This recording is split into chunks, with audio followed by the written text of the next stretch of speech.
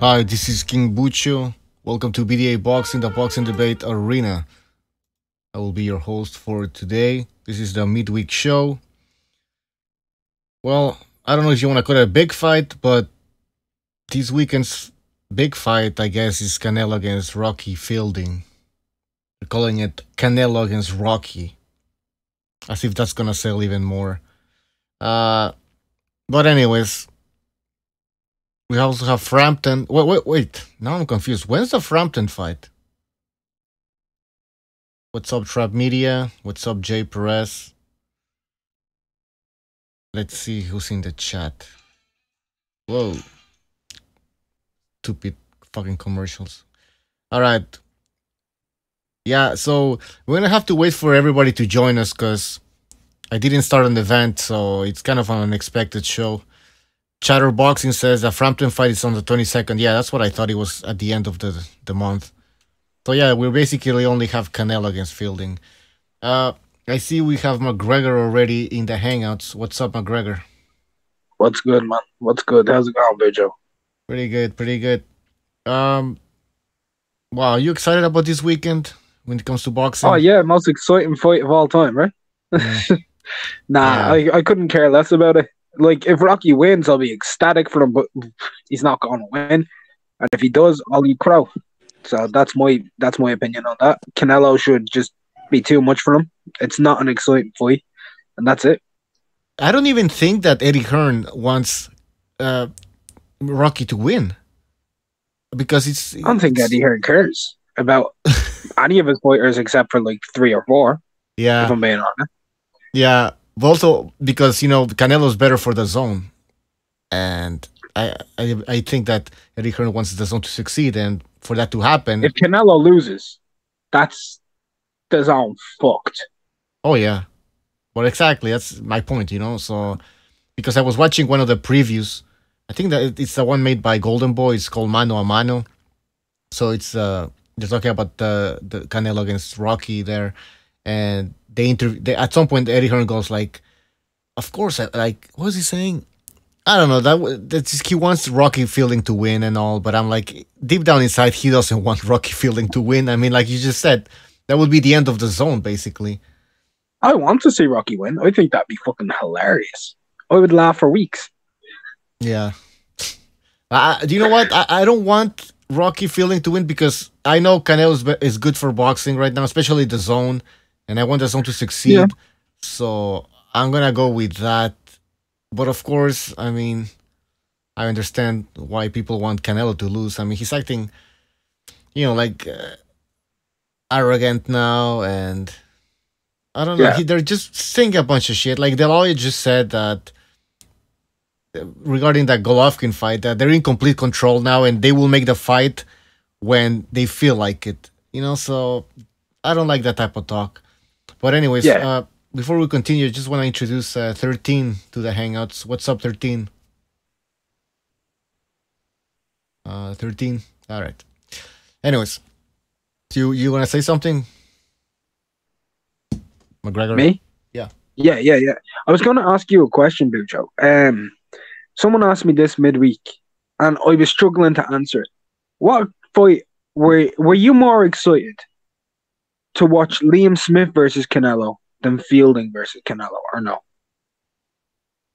Which one I would be more excited about? I would say against Yeah, Fielding, just like because if you remember how you were feeling about the first fight and how you're feeling about it now, which one brought you more excitement, more this interested in? this one, I slightly more, yeah, but not by a long. You I know what I was mean? more interested in Liam Smith, I think, because he was an actual world champion who held an actual belt. Yeah, I mean, I agree because I don't consider that there'll be a regular belt as a legit belt, and But at the same point, Canelo's moving up, so it's a much of a muchness, isn't it? I mean, the guy's 6'3". I mean, did you see the height difference? It's huge. So, So, you see uh, Nikolai Valuev against David Hay? yeah, but that's a heavyweight. That's a heavyweight. At some point, like just pure physics, we're gonna slow you down and gravity and all. But I mean, this guy's 168 pounds, so he can move. He's just tall. Yeah. Uh, how good is he? I don't know. He got stopped by Callum Smith. But that was a shootout that first round, and he hurt Callum Smith too in that first round. Oh, so he can crack, right? He can bang. He can bang. He's got a punch. Does he have a chance against Canelo? He can't jab. He's got no footwork, and he's got no chin. You answer the question. Yeah. You think he gets stopped? Yeah. I'd say he gets stopped late. Body to head combination. I was going to say, yeah, the body's going to be very important. And when I say late, I mean anything after 5 rounds. That's not late, I know that's man. not late, but I think that's actually late in terms of the level of opposition. Yeah. Are you there, 13? Yeah, I'm here, BDA. Sorry about that. I don't know if you called me out earlier or not. Yeah, before I did. This is Bucho, by the way. It's not... Oh, okay. That's okay, man. How you doing? Hi, give me... what do you think about this weekend's fight? Are you excited or don't give a fuck? Not... I mean, I'm kind of curious on how Canelo does at 168, but I mean, he's fighting a guy that doesn't even press the action, you know, and Canelo's an excellent counterpuncher. I'm expecting maybe fewer than 8 rounds. I think Canelo would probably get him out of there. But you know, I don't know. Who knows? You know, but I'm not as excited as McGregor Boxing said. I'm not as excited as when he fought Liam Smith, because Liam Smith was unbeaten. He had the WBA belt, and I actually thought he had a chance, you know, in that fight. But I don't believe Rocky Fielding has any shot whatsoever. I'll be shocked if it goes 12 rounds. What if What if Canelo comes in very confident, and I don't think he would come, because I was thinking this fight could resemble De La Hoya against Felix Sturm. I don't know if you guys remember that fight where De La Hoya was completely out of shape, lost that fight, and he lost that fight. Yep. Yeah. But I don't think Canelo is at that stage of his career where he's just gonna not train properly. He looks like he's in shape. But I don't know. Maybe he's gonna be overconfident. I mean, who knows? I mean, that's a possibility. That's what Rocky Fielding is probably hoping for. You know. Right. Yeah. I mean, Canelo never comes out of shape, really. But my thing is, if Canelo, you know, once he lands a shot, I want to see if it's gonna hurt Fielding or not. You know, that's my thing. You know, that's what I'm looking forward to. I believe he's gonna get stunned, Rocky Fielding. I'm sure of it, but I just want to see how much power Canelo carries, because he looks like he's a natural middleweight or super middleweight, anyways. You know. Yeah. All right. Let me introduce more people in here. Okay. First of all, we have Cameron on the line. So I give $4 million just to be able to take a piss without it hurting. That's not his intro, but it should be. All right. Fuck, mate, it's life, man. You only live once. Make the most of life. Enjoy it. Because everybody's got their weird fetishes, man. And mine just happens to be eating fucking ass. All right, we have Cameron. We have Battle Rifle. We have Trap Media. Guys, welcome to the show. What's the deal? What up? All right. Shout out to the chat. What's going on? What's going on, boys? How's it going? What's up, Cameron? All right, we're just discussing this weekend's fight, where it's a mismatch, whether people are excited about this, whether Rocky has a chance. All right, who wants to continue with this conversation? Who wants to go ahead? Canelo slander will be tolerated. He had a big fight this year already. He deserves an NBA skills contest type of fight. I look at it like that. We get to see how great he is, because sometimes when great fighters fight great fighters, we tend to forget. So going out there fighting a bigger guy in Rocky Fielding, it's a solid fight. And the casual fans get to tune in and see how skilled this guy is. But we all know that Canelo's the #1 guy in boxing right now. I'm not mad at it at all. Next year, 2019, we get back to business. End of the year, you know, let him fight Fielding, man. It's a solid fight. He can get another trinket for the Christmas tree. Can't we see Canelo's skills, I guess? I disagree with you, saying that he's the best person in boxing right now. I do disagree with that. But to each their own. Why you say that? Because Usyk. Oh. Canelo's the best in boxing right now. Trap. And Terrence Crawford. Have you guys forgotten? Yeah, but I think, Trap, are you talking about the best boxer skill-wise, or you mean like the box office Not just I think he's the complete package. I think y'all know I was a Canelo hater at one point, but from what I seen last fight, he really took his game to the next level. He's dedicated to the sport. He stays in the gym. You're gonna see this weekend. He's not gonna take the guy lightly. He comes and prepares every time, and I think just skill wise, he can do it all from body work to the jab to power shots to defense. I think he's just all around a great fighter. All right. Anybody disagrees with this? I mean, I agree with. Go on, McGregor. I'll go after you. He's a great fighter, yeah, but he's not the best thing in boxing. He's not the best fighter to watch in boxing. He's not the most enjoyable fighter to watch in boxing. He's a good fighter to watch, sure. From the not the most enjoyable. If you were judging him from last fight, let me finish. I'll let you finish. What about the last fight? So let me finish. No, dude, I'll let you finish. No, I'm not cutting you off. I'm asking you a question. I'm saying, what about the last fight? Because I told you before that fight. What about the last fight? What about it? What do you want me to answer about? Was it exciting? You know, was it a different Canelo? Was the last fight exciting? I thought the fight was an 8 out of 10. It wasn't fight of the year. But it was exciting, no? It was a good fight. It didn't have me out of my chair. I felt like everything was going to happen the way it did. It was a controversial fight once again. Not the first time. And won't be the second time. Yeah. Or the third. Or the fourth. I agree with everything Trap said apart from the Canelo best fight. Well, I think this fight this weekend, I agree with what Trap said about you know, you can't really slander Canelo for taking this fight. You know, let's be real. I wouldn't have blamed Canelo if he didn't fight again this year after that Golovkin fight. So if he wants to get another fight in with Fielding at 68 and get another belt, let him do it. But I don't agree that Canelo's the best fighter in the world simply because of the fact a lot of his best wins are controversial. Whereas you've got someone like Usyk who has dominated his division. He's unified all the belts with no controversy. So for me, that's what I go on. But I will agree that Canelo's exciting to watch. You know, top 10 pound for pound fighter. But I can't say he's you know, even in the top 3 best fighters in the world. Cameron, would you say he constantly gotten better though? Because like I said, at one point, I didn't respect it, but I see he's working on his game constantly. That's what I'm saying.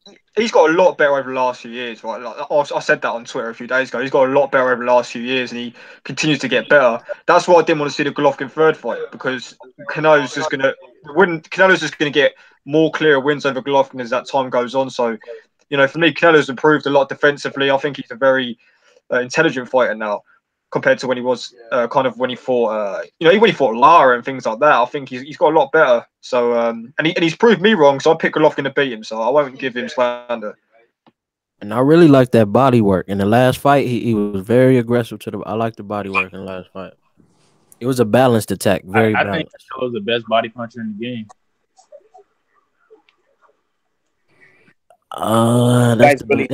It's debatable. It's debatable. You guys really thought you was lost? I mean, his punch variety is like the best there is, like in my opinion. Like some people can say Lomachenko, but I think it's Canelo. His punch variety is so crazy. Like nobody really can track where his combination is going to go. I agree with that. Yeah. I agree with Battle Rock. He may be the most balanced in boxing right now. I would agree with that. Balanced. By the way, we also have Big Boys Boxing, formerly known as Kiwi Boxing. What's up, man? You can join anytime you want. Cool as. What's going on, man? So good, man. Happy as. Hope you guys all doing well too. What's with the name change? New channel. Been having some issues with YouTube, so starting afresh. Anybody big Rocky Fielding fan? Does he have a solid inside game? How's Rocky Fielding's inside game? No, he doesn't. He has zero. Canelo's going to do a lot of work on the inside against Fielding, breaking down, especially to the body. Oh, you know what? Let's make this more exciting. Let's talk about how Rocky Fielding can win this fight. But he can't. Unless he lands a miracle punch, you know what I mean? If there's a way, I mean, what is it? Like, he lands. I said this on Twitter earlier on. If you're going to beat Canelo, you need to win every single round, because otherwise you're going to get a point position. We need to knock him out, and Fielding's not good enough to do either on those things. He hasn't got the power.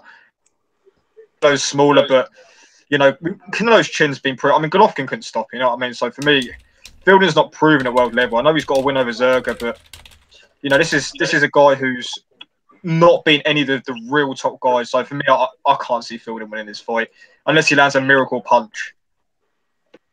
Yeah. I mean, the only way Fielding can win if he outboxes Canelo, because that's his style. But he can't. So. Well, he can get a decision anyways. I mean, So even if he. Right. Yeah. Yeah. You need to win 8. You need to win 10 rounds to get a draw against Canelo. Somebody's mic is causing the echo. Somebody got their mic on while everybody talking is causing the echo. I disagree, by the way. I think you need to win 14 rounds to get a draw. With a Guys, few knockdowns. In the chat, is the sound okay? We don't hear anything here in the Hangouts. But No, I hear it. I hear the echo. Oh, it stopped now. It stopped. Yeah, it's gone. That's weird. But, no, I mean, yeah, Fielding. I think Fight Hype posted a video of him punching the bag, and they were trying to say he's throwing power shots and killing the bag.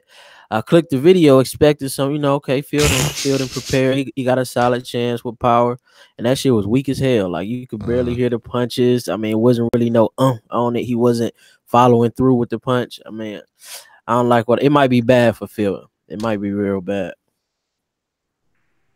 Wow. Keeping it real, it's just a stay busy fight, really, for Canelo, isn't it? Nothing more, nothing less. Yeah.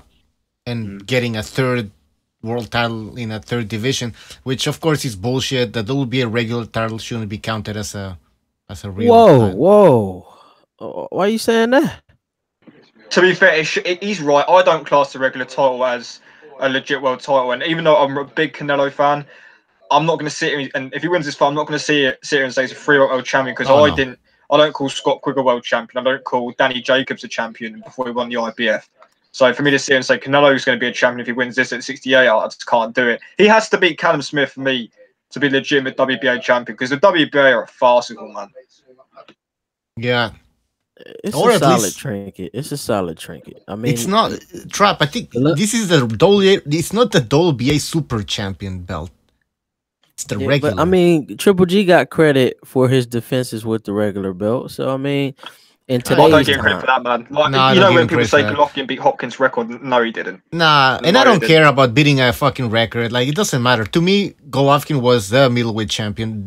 Whether or not he broke a fucking record, it doesn't matter to me. And he was in the end, yeah. But when people say that Golovkin, equaled Hopkins' record, he beat his record, but you can't count Golovkin's WBA regular title wins when Stern was a champion or whoever it was at the time. That's my opinion. Yeah, but what I hate about that discussion, whether he did beat the record or not, is just some people use that to diminish Golovkin's achievements in the middleweight division. So Triple G and Canelo are both very good fighters.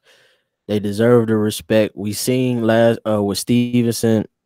What can go on? I think that was good. It's good it happened. It's bad it happened, but it's good it happened because it kind of woke this new generation up on the dangers of boxing. I think we got to give them guys respect for going in there, putting on 2 great shows. I mean, I still think it's a solid trinket. It's not like, oh man, you just won a championship, but maybe it's a first round playoff win. If this was the NBA, it's like a first round playoff win. That's all I'm saying. First round playoff win. Someone's just hit me up on Twitter and said if Rocky catches him flush and hurts him and he could finish him, there's been worse upsets in boxing. I don't know, man. This would be a huge upset if Fielding won this fight. I'm telling you, it'll be so big. What are the odds? What about when Frankie Randall beat Julio Cesar Chavez? Would it be as big of an upset as that? I mean, was Chavez really that good, though? Was he that good? Oh, boy. Yeah. Wow. No, listen. I understand. He did fight a lot of in-between fights. I'm not asking about how good he was. I'm asking about how big of an upset it was at the time. No, it was a big upset. If you think about it, I think this would probably... No, it couldn't be because he's moving up in weight. Maybe? Is it? Do you think it? I don't know. I can think of a few. Like when Buster Douglas against Mike Tyson, that shocked everyone. Nobody thought it would. I just want to correct Quags in the chat. He says the WBA Super Title has no mandatories. That's actually not true. I know that Mayweather wasn't given mandatories, but you've got Josh Rodriguez mandatories with WBA. A few of these super champions have mandatories. They're kind of, the WBA is so bad that they pick and choose which fighters don't have to have mandatories. I never thought about that. Mandatories. I never thought about that. Do they They have gave Thurman, mandatories? do you remember that? Like, do you remember Thurman was a WBA regular? They gave him all the mandatories that Mayweather would have had to have fought, but they decided no, Mayweather brings the money, so Kurt Thurman can fight the mandatories, and he fought whoever he wanted. Whereas if you got someone like Joshua, he has to fight his mandatories. Bivol, he has to fight his mandatories. A lot of these other guys have to fight their mandatories. It's kind of pick and choose with them. And by the way, didn't the WBA says that they were gonna remove the WBA regular belt, and they never did? Yeah, they said they were going to water down the belts, and they just seem to be handing them out even more. I mean, you look at the what division is it that they've got? What some of the divisions they've got super champion, regular champion, and an interim champion, and they're doing other belts as well. I can't remember what division it is, but they've done it with middleweight. That's heavyweight. Heavyweight. Yeah, heavyweight. They had Ortiz. Trevor Bryan had... is interim. Manuel Char is the regular. Interim is Trevor Bryan. And super is Joshua. Yeah. And Joshua still has to have the mandatory, so they do that. And then there's the present Kendo situation. That's just fucked up, that one. That's sad. You'll see he's mandatory for the WBA regular. By the way, I think Big Baby the mandatory for the WBA regular. I think a heavyweight. He's by the way, guys, Big Boy has a point. Joshua's only has to worry about the IBF and WBO mandatories. I just remember Hearn saying that in an interview actually. So yeah, he's right. By the way, guys, if you can read comments from time to time, that would really help us out here. So, I'm always in the chat. Yeah, I know you are, and just so we can include the people in the chat because they have a lot of questions sometimes, and I don't want to just jump in and interrupt. But if one of you guys is talking and you just want to start reading some comments, please do so. Somebody mentioned that Hopkins had a no contest, and I don't know if that was counted as a defense. Was it? I don't think it does, right? Like a draw does, but a no contest. I mean, no contest is not. It didn't happen, basically. Yeah, it didn't. Yeah. In the record books, it never happened. So yeah. Okay. What else do we have here? We have the Quack says. So if the criteria changes across, how can you rate Triple G's title reign? There is no continuity here. No offense. I don't know what. Again, we're now getting. I don't want to get into that fucking thing. The WBA title situation is a horrible debate, right? Yeah. All I'm saying is this: because he has a solid foundation already. Now we're not just talking about a prospect that hasn't been proven and he's holding his head on the WBA regular title. We're talking about a proven guy who has a solid resume. Just came off two of the biggest fights in boxing history, and it's a solid trinket. It's not like, oh, we're gonna say at the end of his career, we're not highlighting the belt, but it's just something to say. Well, he did move up and he got a WBA, whatever. It's not the biggest thing in the world, but still, how some players who never made it to the NBA championship, they might have only won an Eastern Conference first round playoff game. They still get a trophy for that, a banner for that. Remember Karl Malone? It's just a banner. Karl Malone never won a NBA championship. Karl Malone and many other players, so they still hold their banners to high regard. But the greats, they can just put them banners up, with many other accolades. LeBron has many banners along with championships. So it's just like, yeah, LeBron won another Eastern Conference playoff, first round playoff series. Yeah, but it's not a big deal, but it's still just something to put on the map. Trap. I don't want to be like Cameron said. I don't want to be calling Canelo a 3-weight division champion just because he beat Rocky Fielding. It's not fair for real fighters who are actually 3-weight division champions. Also, Callum Smith just beat the legit WBA champion George Groves. They only gave that WBA regular belt. Wasn't even around when Groves won the WBA Super, I believe. There wasn't even a WBA champion. So for them to Fielding and grab a title and Canelo to go in and beat Fielding and then say, well, I won the WBA, so I'm a 3-weight world champion. For me, he has to beat Smith to be the WBA champion because Smith beat the legit champion. Canelo has to beat Callum Smith if he wants that legit WBA belt. That's just how I see it. I'm not going to sit here and say it's not a real belt, but for me, I can't. I'll be kind of contradicting myself for me to go back and say, well, Canelo's a champion, but then go back where I said guys like Quigg and Jacobs weren't a champion. So that's true. Now, before we continue, I have to recognize the Matrix. don't get fooled when they tell you that the crime rate is down in New York. Every time I watch the local news, they're always talking about, well, there was a stabbing here, there was a stabbing there was a shooting there, but the crime is down. What's up, Recognize? What's going on, man? What's going on, my guys? What's the deal? What's up, Trap? What's up, everyone? All right, going on, Recognize. We're talking about this Saturday's fight, Canelo against Rocky Fielding. Are you excited? What are Fielding's chances? Is Canelo gonna become a 3-weight division champ? And does he stay at 168? Yeah. That all depends whether he stays at 168. Depends on the money opportunities. I think what I believe is that Canelo is gonna fluctuate because he could. From 160 to 168, depending on the opponent and the money situation, right? So if there's an intriguing fight at 160, you might see him go back down to middleweight. If he decides to stay at 168 to fight maybe, let's say, Callum Smith, because there's some good money. Let's say if he was to even say, you know what, I'm going to the UK to make that fight.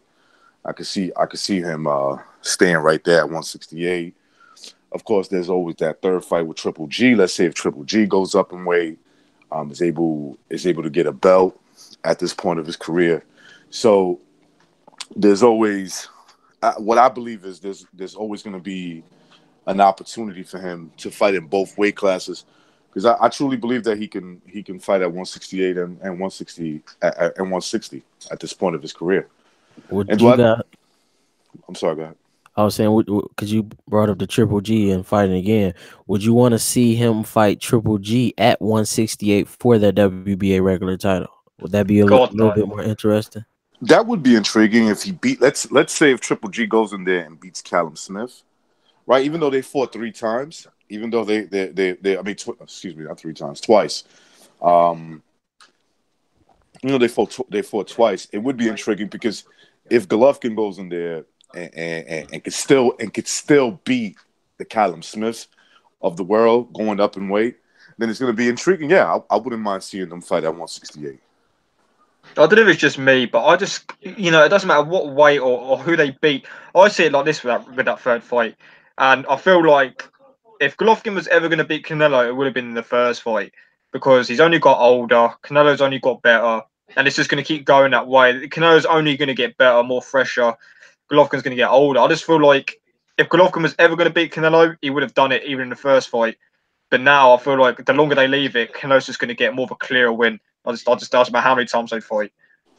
You're probably right, and you're right. But you can see how they would sell a third fight, right? Now you got both guys champions. I mean, it's still pay-per-view, you know what I mean? You know what I'm saying? So I think if this is actually brilliant right here. I think just this title, not even Triple G going to fight Smith. If he gets that WBA regular title, then in May, Triple G moves up to 168, and instead of having it at 160, they have to fight at 168. I think this is an even bigger sale. I think that this makes the fight even bigger, because then it's the question, does it change the dynamic of the fight because they're fighting at 68? And that's the new question that everybody's going to be debating. And then they're going to sell that WBA regular title on the line. I don't know. I think it makes the fight bigger. I think that's something they should think about. I want to see a third fight. Yeah. What happened to Triple G fighting Callum Smith? What happened? I think that's a really good fight as well. Yeah. I haven't heard anything about them fighting, other than people mention it. Like there's a chance that Triple G's next fight, he's going to be at 168, and he's going up against Callum Smith. Look, I view Callum Smith as a huge threat at this point to Golovkin, and more than likely even to Canelo, because of natural size. Right, actually on both of those guys, just natural size. I mean, he is 6'3", and he's long, and he proved that he can knock you out. I mean, we saw what he did to Groves. Even before the knockout, every punch he was hitting Groves with, he was just rocking Groves. And so, So yeah, to me, it's if that fight happens, it's a dangerous fight for Golovkin. I probably would have went with Golovkin easy a couple of years ago. Not super easy, but more confident. But at this point, I think I would go with Golovkin, but not too confident that he would get the win. So you think he's signing with the Zone? The Zone, I don't think he's gonna. Maybe he's just willing to do business with them. Because is he going to sign an exclusive contract where he only fights on the Zone? I don't know about that. I think he's going to do a fight by fight contract where he's not actually exclusively signed. He'll do like a fight by fight sort of deal with the Zone. Oscar said yesterday in a video I watched that he said that the only way Golovkin is going to get the fight if he signs with the Zone. I don't know if you guys seen that. It was on the press conference yesterday for Canelo fielding. That doesn't surprise me. I mean, let's be real. Canelo walked away with the win the last time, so Canelo's always going to be A-side. So you can see why. I mean, Canelo's the A-side against anybody he fights. So, of course, Canelo's always going to say that. Yeah. I would like to see him sign with ESPN, to be honest. If he signs with ESPN, then that really just kills off any sort of idea of a third fight. Let's be real. I mean, then you've got 2 on 2 networks. You've got Showtime, HBO. It just becomes similar to that, so... That's how I see it. Yeah, you are right though. You have a point there. He can't even fight Charlo. Charlo's on Showtime, so you had Charlo Showtime, Golovkin ESPN, Canelo the Zone. It's just a fucking mess. I'm tired of Charlo. If Golovkin wants the best fights, best chance to get the best fights, he goes with the Zone because you look at what Eddie Hearn and the Zone. They've got Canelo over there. They've got Callum Smith, Fielding. They've got Jacobs, Andrade. You know, I mean, they've got all the top guys over there, and they'll probably get more. I know that Charlo's still a PBC, but who really talks about Charlo's anyway? For me, Golovkin has to go to the Zone if he wants the best fights out there for him. Because who have ESPN got that Golovkin can fight? Or he can just stay. He ain't gonna get no money at the Zone. In my opinion, he ain't gonna get no money at the Zone. I think it's stay free agent. Not one fight deal. Eddie Hearn has those deep pockets. Just sign with Al Heyman, bro. We heard the rumors. Sign with Al Heyman. I don't know. People are saying Golovkin can fight Zerdo. I don't want to see him fight Gilbert Ramirez. I'm not a big Gilbert Ramirez fan. I don't want to see that fight. I don't want to see Ramirez Canelo either. I just don't. Ramirez hasn't fought anyone. That's a fight. You know something, Cam? That's a fight that could happen. And you got to look at it from a political standpoint. Yeah, what you want about Canelo Ramirez? Correct. Yeah. You got 2 Mexicans, right? You got 2 Mexicans. We all know that Mexicans have no problems fighting each other, especially on these big holidays. You can definitely sell that fight as Canelo going up in weight, fighting the young big Mexican assassin. That's how they'll put it. We know that he's not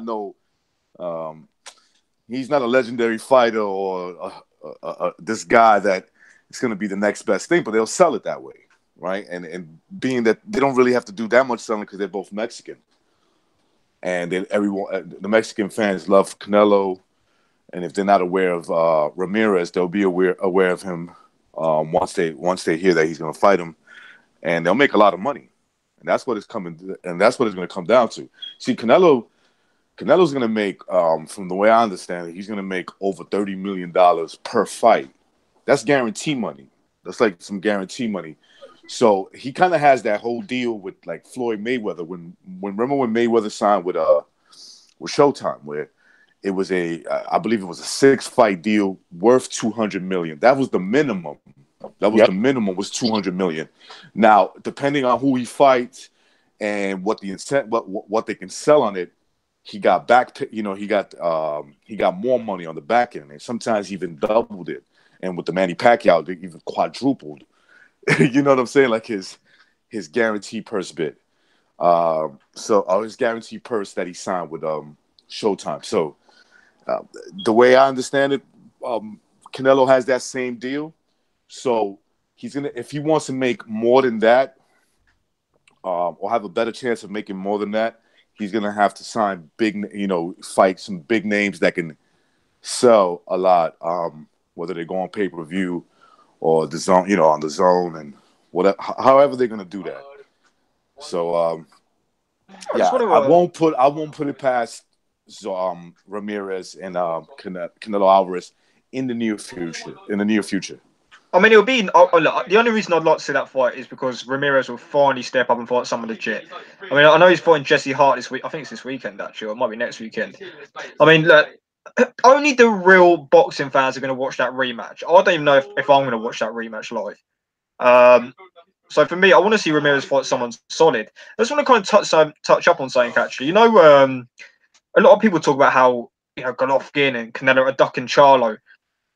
Charlo's on the PBC where nobody over there is legit that he can fight. So how the hell can anybody be ducking Charlo when Charlo's over at the PBC and all these guys are on the zone and ESPN and things like that? Someone explain that to me. How can Charlo be ducked? Charlo's is caught up. The Charlo's, the bigger Charlo, is caught up in a situation where, some people will make fun of Terrence Crawford about with ESPN and Top Rank. He's in a situation where like the bigger names at 160 are with like his promotion competitor, right? You got Eddie Hearn and I was gonna say Bob Arum, but I'm not sure who Bob Arum has at middleweight. But let's just use Eddie Hearn, where he's got what's the kid's name? Andrade. He's got Jacobs. He's got Canelo, obviously, at least they're business partners in this whole deal. It's a bit different, though. A bit different than the Crawford situation. Because he got caught up. The politics changed once he's still under contract. His contract never expired yet. Crawford's contract expired, and he knew that everybody was on the other side. And he could have just played it like Mikey and stayed. He didn't have to sign with Heyman, but he could have played it like Mikey, stayed promoter free, got the big fights.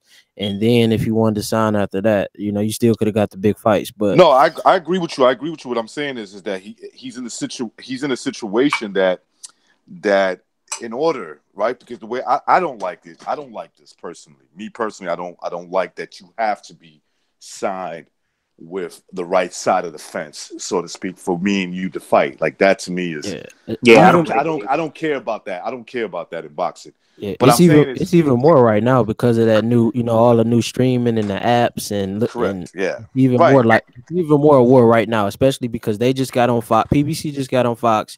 You got ESPN trying to promote what they trying to promote, and then you got the Zone trying to promote the app. So right now is real tight. If you want a different, everybody, that's right, Trap. That's why I'm saying that it's kind of that situation because of. This is a new deal with Fox, and everything you just mentioned. I totally agree. So he's kind of in that situation. I mean, maybe his contract expires soon, but if his contract does expire soon, I play the Mikey role, be a free agent, get the big fights, and just move around. Like I think that's the best way to be once your brand is big enough, and I think at this point he can afford to move around. I'm just gonna move around and stay independent. Because it's too much money on each side, and you don't want to get trapped to miss out on the big fights and miss your prime. I think Crawford should do like he did with Spence. Call these guys out publicly, go to their fights, get in the ring and call them out publicly. Shame. But that's not going to do anything at this point. Because we could demand a fight, though. You know what I mean? We could demand a fight. Not right now. Not with them just getting this Fox deal. Not with ESPN. Everybody's it's fresh right now, so you can't demand it right now. It's not gonna happen. Everybody's gonna get their money with it's gonna be in-house money right now. Out-of-house money will come later. If it was that easy, fights would be made. But Crawford is 31, 32. By the time they fight, he's gonna be considered old. You know what I mean? Everybody knows that. I want to see it now. That's all. I agree with you. I want to see it now too, but it's not gonna happen right now because of these new TV deals. Yeah, that's what I don't agree with that. But yeah, I see what you're saying. It's the politics. That's what's ruining boxing right now. It's a shame. Even more so right now. Like we've been saying this for years, but with these fresh TV deals, they're gonna keep the money in house with the big stars. That's why Spence is saying he can fight. He gonna get Porter. He gonna get Thurman. He can get Pacquiao. He can get all of these. It's in house. It really wasn't smart he made a mellow move. Like, yeah, you gonna get the money. Yeah, you get to play in New York, but you know, big time. How's this gonna affect your legacy if you spend your whole prime, your best years fighting who? Right. Who you gonna fight over? There's nobody over there. It made no sense for your contract to expire and then to re-up knowing everybody else is on the other side. Like that's crazy. Like that just don't make no sense.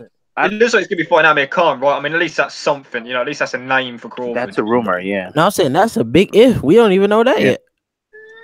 Right. I think it will happen. I think it will happen. But, I don't think Khan's going to take the Brit fight. It will take the Crawford. Because there's a lot of money on the table. No, I'm saying the fights that people want to see. People want to see Crawford versus Porter. People want to see Crawford versus Thurman. People want to see Crawford versus Spence. People want to see Crawford versus Danny Garcia. We can't see it for the most part. You're only going to get one of those. Most likely. At the end, it's going to be whoever left out of this gauntlet, and then they get to fight Crawford. I mean, it's sad that we won't get to see him fight, you know, multiple of those guys, especially because of the amateur history with him and Danny and him and Mikey. Like those fights we wanted to see, but we're not going to get to see it now. Everyone in the chat's going, Nao. Isaac Dobbo chant still going on. I'm just trying to figure out Crawford, if he can't get that Amir Khan fight, and then they were talking Collazo, who is he going to fight? You know? Yeah, it's a nobody. Terence Crawford might find himself in that situation where I guess he's like he'll Roy fight Jones. the Green Machine. That's what they was talking about, the Green Machine or something like that. Kavaluskas or whatever his name is. I mean, I don't mind. Listen, Kavaluskas is not the name he's looking for, although me personally as a fan wouldn't mind to see it. I wouldn't mind seeing that fight. I think Terence Crawford will beat him, but Kavaluskas got something. You know, he's got a little something in his repertoire to go in there and make it a good fight. But I think when it gets into deep waters, I think that's where Crawford probably drowns it. You know what I'm saying? But it's a good fight. As far as names, his best hope right now is maybe Regis moves up soon in the near future. If he wins the tournament, you're saying, right? Yeah, that's what I'm saying. He moves up and he comes in with an undefeated record and say, "Look, I did what you did at 140. Yeah, now I'm coming after you." Yeah, he put down and down go quicker. It's already a storyline. They on the same side. That's maybe something you can look forward to. Yeah, but he ain't lineal or undisputed, so not yet. Yeah, so you got a good point. I mean, it is a tough situation but it's not the end all and be all to look. There's ways around that. You can make big fights. You can make these big, and I'm not talking about in a principle standpoint. I'm talking about in a realistic, like money is the judge and jury, right? Like if you come up with enough money, these guys are gonna fight. They're gonna fight, right? Errol Spence. Yeah. And I told people this. Listen, Errol Spence is not afraid of Terence Crawford. No. He's not. But don't get it twisted. Neither is Terence Crawford. He is not afraid of Errol Spence. Not at all. Okay? I don't think those two are scared. But I think it's the fighters like I think Sean is playing it a bit more cautious. I think as far as with Crawford, Danny is playing it a bit more cautious. Mikey, they all say they don't want to fight Crawford. So, but I'm saying, Can I tell you something about Sean? Sean Porter, real quick. I didn't mean to. I like Sean. Oh yeah, I like Sean. I'm not bashing Sean either. No, me either. I love Sean. I love the way he fights. Everything about him. I'm a big fan of Sean. But I have a feeling he plays the game that he knows Al Heyman and all these political, promoters play. I think from experience, he's learned. He's a little bit less aggressive now, calling out people. Have you noticed that? He's like, listen, I want to fight all these dudes, but I got to handle my mandatories. Yeah. Before, it was just Sean be like, I want to fight this guy, I want to fight that guy, I'll fight him anytime, et cetera, et cetera. And now it's more calmness. It's more like, listen, I would love to fight Keith, and I would love to fight Spence, but, I am the WBC champion, and I got to handle my mandatories. Like, so I'm seeing a little different tone from him, and I don't think it's scaredness. I think he's just playing, he's playing the political game, or he at least thinks this is the way the political game is being played, and he's probably right. And he's just toting that line right now.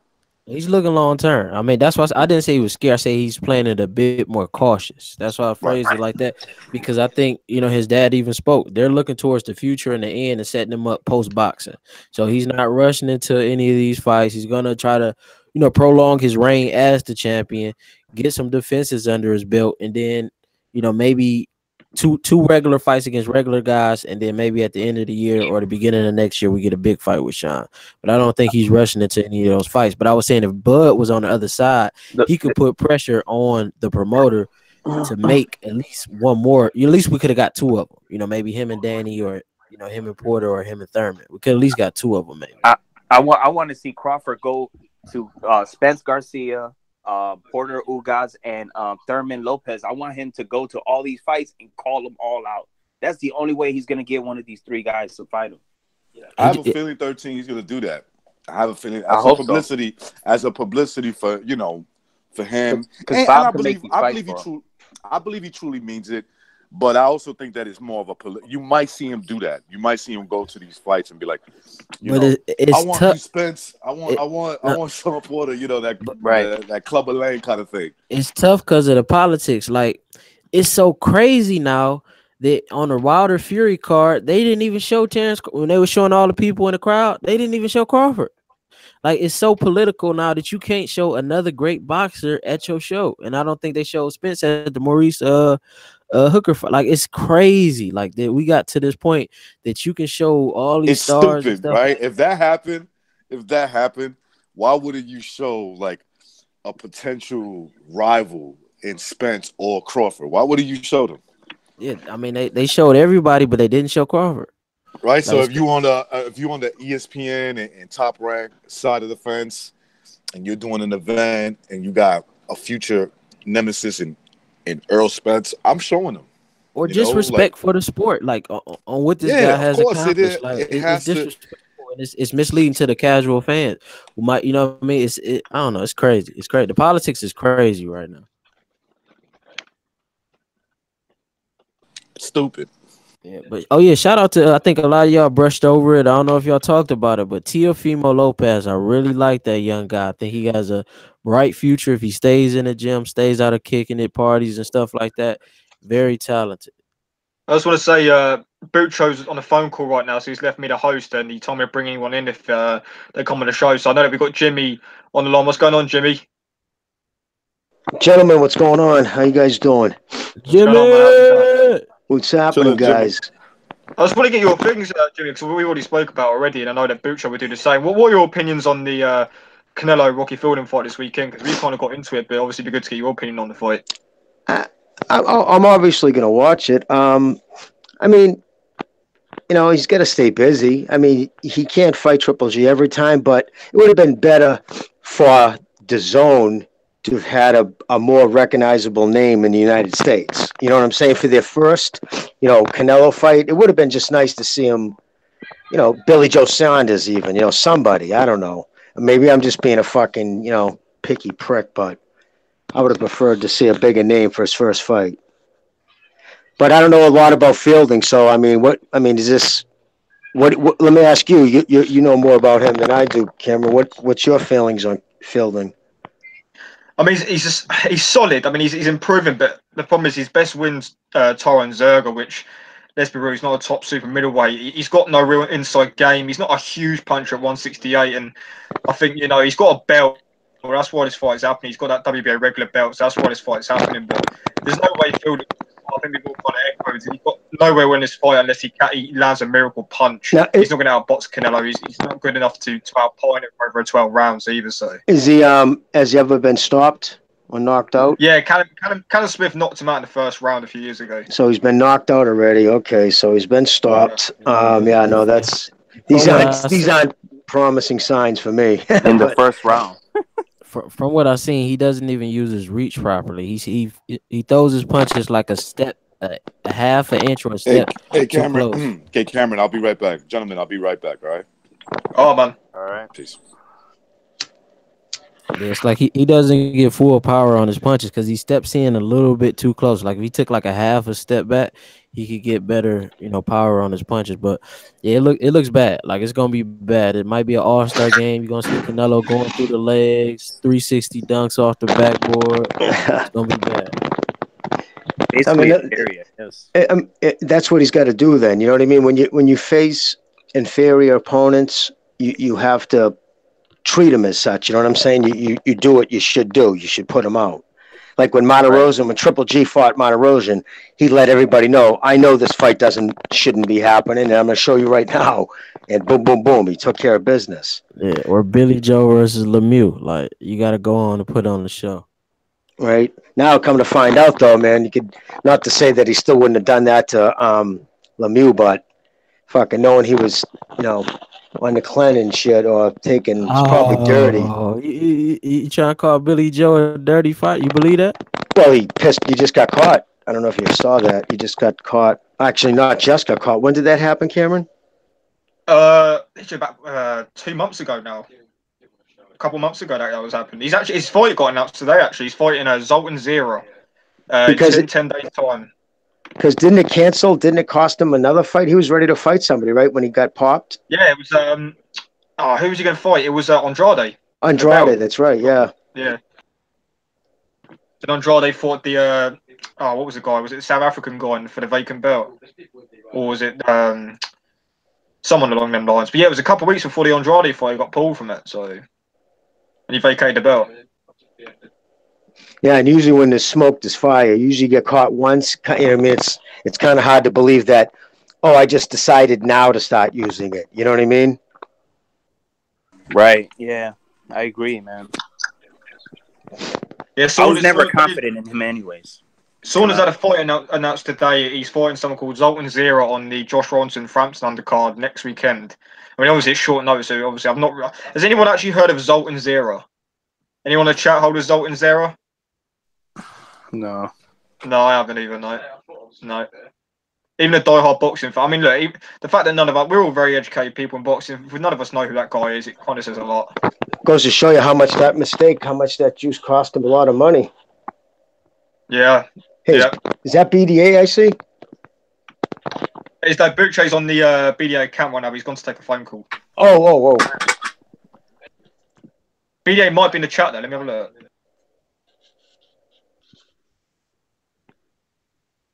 No, he isn't in the chat. No. Has anyone heard? I don't know if anyone else has seen. It's kind of another topic. Freddie Roach, obviously, he was in the Tyson Fury corner for the Wilder fight, and he completely, really kind of slandered Ben Davison's training and the kind of advice he gave Fury in the fight. He said that Ben Davison, Fury could have knocked Wilder out if he had the right instructions in the corner. I don't know what anyone saw that or what they make of that. Yes, I saw that interview with that really attractive blonde woman. Yeah, right. Yeah, it was an interview with that blonde woman. Yeah, no, absolutely disgusting. And I've known the Roach family since I was as long as my memory goes back. His mom was a judge, local judge here where I grew up. I knew both him and his brother. They fought in the gloves. My grandfather was actually one of the trainers on when he was doing the nationals. So I've known the Roaches for years. And classless thing to do. You know why? Even if you felt that way, right? You pull the kid aside. You talk to him. He's 26 years old. He's young enough to be your kid. You pull him aside, say, listen, bro, you're very emotionally invested. I get it. I understand it. But you don't want to cry in the corner because that could be you. You know what I mean? If that's how you felt, you pull him aside, man to man.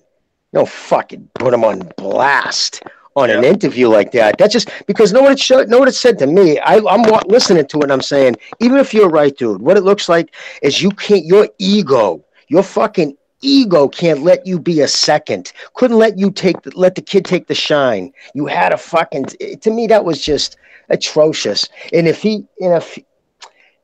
man, I don't know. He should tweet something out saying, that was wrong of me. I shouldn't have handled it that way. But yeah, no, I thought it was classless. Kid fucking did a good job with Tyson Fury, and he should have been fucking propped up, not slammed. I think it's temporary. I think it's you got to take into account the different coaching styles as well. Freddie Roach is definitely a more aggressively minded coach, but I think Ben Davidson did give some good advice during the fight, and I do think it was a bit harsh from Freddie Roach to put him down like that without taking him aside, like Jimmy says, and to finish his quote saying he's just a 26-year-old kid trying to discredit his opinion. I thought that was really shit of Freddie. Can I tell you honest? Sorry, Cameron. No, sorry, I was just going to say, what makes me laugh the most about it is that we all thought Fury won the fight anyway. And also, you got to take into account that once upon a time, Freddie Roach was a young sort of trainer, a new trainer. I know he was a fighter before, but he was a trainer very early on. And so he knows the task and the challenge. 1 year older than that boy. He was 27 when he got his first title. When he trained his first champion, he was 27. That kid's 26. And like you just said, right? that ignorant, because like you just said, that was key what you just said. He actually, Fury won the fight, no doubt about it. So on top of that, the kid actually, so you were able to take a kid, you not just took a regular fighter, you're taking a guy who's an admitted basket case, who's had crazy problems with drugs, and you were able to corral that kid, focus him, get him to lose all this weight, and you know what I mean? So he probably lived with them, you know what I mean? And yes, it was just terrible. But can I tell you why he did it, honestly? It's because he wants the payday. He wants the head coach, the head trainer payday, and he just publicly took the balls off this kid, and this is all a ploy just to get the money. And that's pretty shitty. I guess he must be hurting to pull that. In the chat, I'll agree. Just want to quickly say finish. I'll agree with what Jimmy said. I think it's Freddie Roach's ego. I mean, let's be real. He's a well-renowned trainer of the year numerous times, and you know he was in the corner for a world heavyweight title fight, but he wasn't the leading man. He was a 26-year-old, and you know Freddie Roach just can't handle that. In the chat, Steven Schneider says that what Freddie Roach did was pretty scummy, no class. Yep. All right. Yeah, about the dollars. I disagree. I don't feel Fury won the fight. I feel like it was a close fight, but I don't have Fury winning. I gave Wilder the 1 through 4, Fury 5 and 6, Fury 7, Fury 8, Wilder 9, Fury 10, Fury 11, and Wilder 12. Close fight, but I didn't have Fury winning. At first, I thought he did, but when I watched it the second time, you said Wilder was you had Fury 11? Yeah. All right.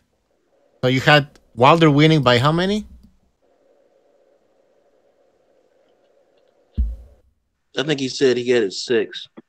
I can't see how you give Wilder that fight. I'm sorry. Okay, so 6-6 and the knockdowns. No, I don't see that. Not at all, man. And by the way, when I first watched it, I thought it was a blowout. But when I watched it back, his output in those early rounds, like Fury was doing a lot of feinting and stuff. He looked very good, but he didn't really have high output. And Wilder kept that jab on him a little bit more. It wasn't really much output by either one, but Wilder was just a bit more active in the first 4 rounds. But it was a close fight, and I'm not mad at a draw. I usually give the rounds to who's ever landing. Yeah, I had ring Wilder generalship. More it's not amateur boxing here. It's ring generalship, effective defense, and offense. I mean, it's not. Fury looked great. I'm not down that, but right. you know, I'm not mad at the draw. That's just the fact that it was a draw. I mean, morally, it's got fucking defeat for Wilder. You got a kid who just came off the couch for 3.5 years. Well, 2.5 years, has only fought 1 time. You know what I mean? I mean, he should have, in all essence, if in reality, if he was the fighter he claims he was, he should have put that boy out in 3 or 4 rounds. I mean, but we understand Fury's a great fighter. He's a champion. He battled back from depression. 2.5 years, though. That's come on. Everybody was saying that he battled back from cocaine. So Wilder was supposed to knock him out. I would have thought. This is what I heard. Once Wilder touches this guy, he's not gonna get up. He's fighting. Wilder's fighting a guy who's coming out of a 2-year layoff, 2.5 layoff. Basically had two shitty tune-ups. This guy's gonna be fat. Wilder's just gonna catch him and it's gonna be over. He dropped him twice and got up. And on top of him getting up twice,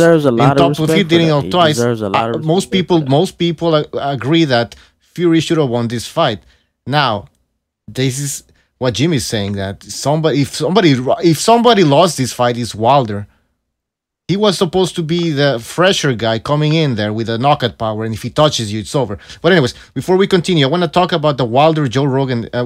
Deontay Wilder was on the Joe Rogan Experience, and my God, I don't know Hold what the on, hell wait, was wait, going right on with Joe before that, Rogan. this wasn't the people acting like this the first time somebody looked great against Wilder. Gerald Washington looked amazing. This one I was a Wilder hater. Gerald Washington Trap. every. Nobody's saying that this is the first time. My God, we've been saying it forever that this guy is not that great. I mean, haven't we been saying this? That it's just the power for the most part. It's just the power. But Gerald Washington whipped him almost every round until that last round he got caught. Didn't I see a video saying that he's some guy barbershop or something said he's the pound for pound best in the world? Yeah, I know that guy. I know. I mean, but the thing is, you do have to respect power, whether you in the boxing or you in the streets or anywhere else. If somebody got power that they can put anybody down, then they dangerous in almost any fight. I agree with that, but we're not talking about that. We're not talking about whether. I mean, yeah, of course, that's he's dangerous. We're not debating on who we think won. I'm just gave my opinion. Y'all had said yours. I just had to give mine. So that's I'm fine. not That's fine. Trying that's to fine. No opinion. That's just what I thought. All right. Oh, I didn't have it a draw. No, I just for the record, I don't think I ever said who I thought. No, I thought. Well, that's fine. Fury that's won Trap. That going away. No, that's Trap's opinion, and okay, that's fine. All right. So, Joe Rogan saying that. Fury didn't get up on time, and Wilder kept insisting that that count was wrong. And Joe Rogan was kissing Wilder's ass. Yeah, he was kissing Wilder's ass, and then apparently when the ref got to number 8, he took a long pause. I don't even know what the hell they're talking about. What was off with Rogan? He didn't keep the same energy that he had a few because I watched Joe Rogan a lot. He had totally different energy a few podcasts ago. You know, he felt like how y'all felt. But when Wilder got on there, it's like everything changed. That's the only thing I didn't like. Like, you got to be one way. Like, if you talking about me behind my back, you need to say that same thing when I'm right there. You should have that same energy. You know, we're in a professional environment, but express your opinion the same way. That's the only issue I had with it. Express your opinion the same way. Well, he's the same way with Alex Jones. When Alex Jones goes on the Joe Rogan podcast, Joe agrees with him and all. But when Alex Jones not there anymore, he starts talking. Not shit about him, but he kind of like makes fun of Alex Jones. Well, no, he talks shit about him. He kind of he was kind of saying he went overboard. He was almost okaying when he was talking to one dude. He was almost okaying that he was deplatformed. Like, listen, my thing on any of that, real quick, hate speech. Fuck that. You might say something to any one of us, right? You might get a smack in the mouth for it, but I'll defend your right to say it. I'll die defending your right to say it. You know, I hate this whole fucking thing, but yeah, no, he kind of went overboard, and he's got a lot of juice. If he would have, because of the following and the juice he has on YouTube, if he would have went to bat for, you know what I mean, went to bat for Jones, who was supposed to be a personal friend of his, I think Jones would have had a different outcome. I'm disappointed in him too, dude. Yeah, Rogan and Sharp need to stick to MMA. Rogan and Sharp, both Brendan Sharp and Joe Rogan. Yeah, it cringes me when they talk about boxing. Both of them.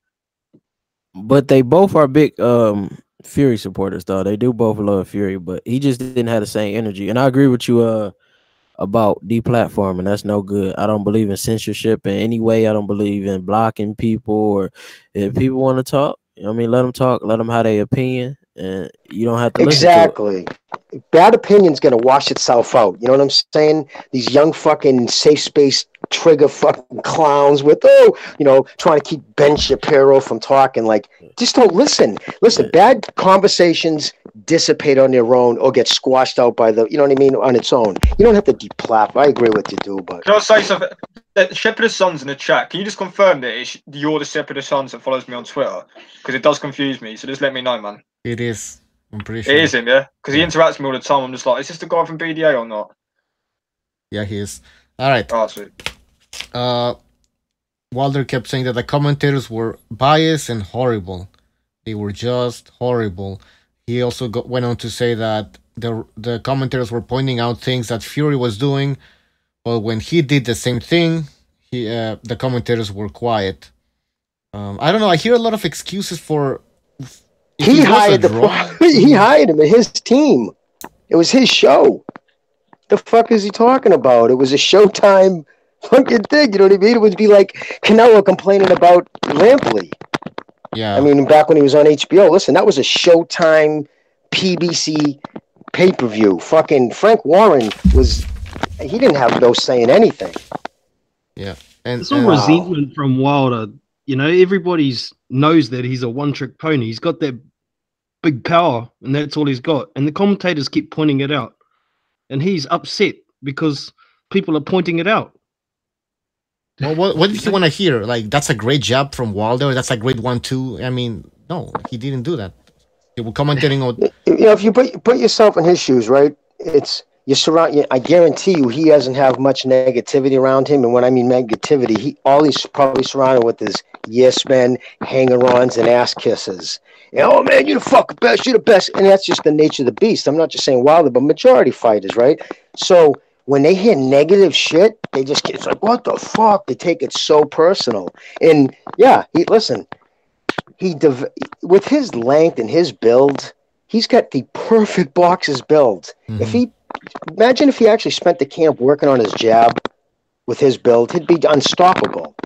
But it's just sad to him count on that fucking power like that. If they fight again, I definitely would like to see Derek James in camp. I want to see him working on the body a bit more, his precision, where he putting his punches. Like, I want to see a bit more. I would like to see him bring somebody else into camp. I agree with that. When Joe Rogan was asking that, I would like to see Derek James in the camp because I want to see him go to that body a bit more.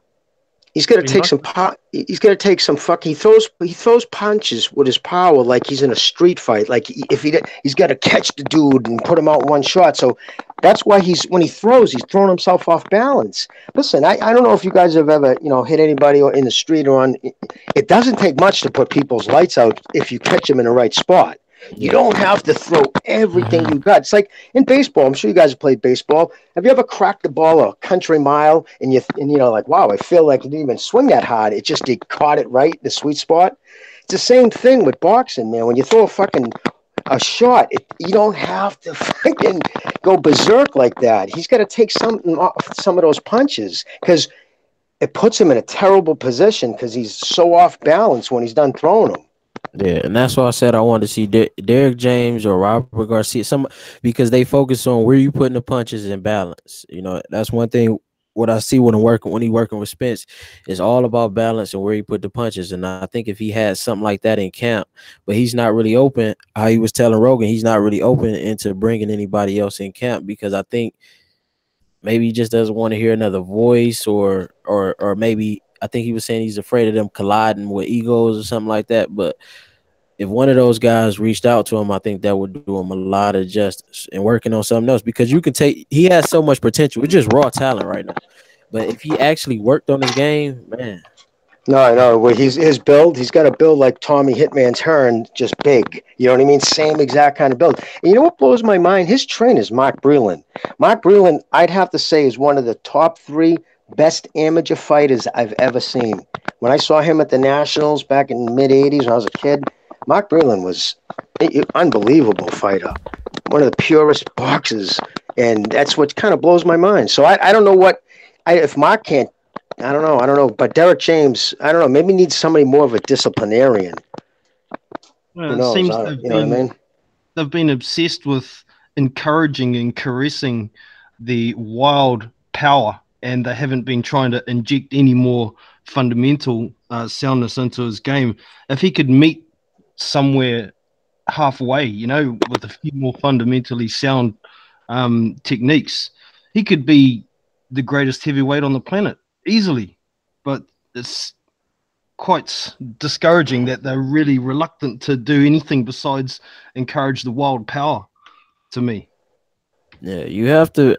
I would say, since he's a bit hesitant, I would make the effort to try to meet with those trainers outside of the training camp just to build a relationship first and then bring them into camp, and maybe it'll work out better because he seems he's maybe afraid of the criticism, or maybe somebody's going to be too aggressive in their approach and they're going to bump heads.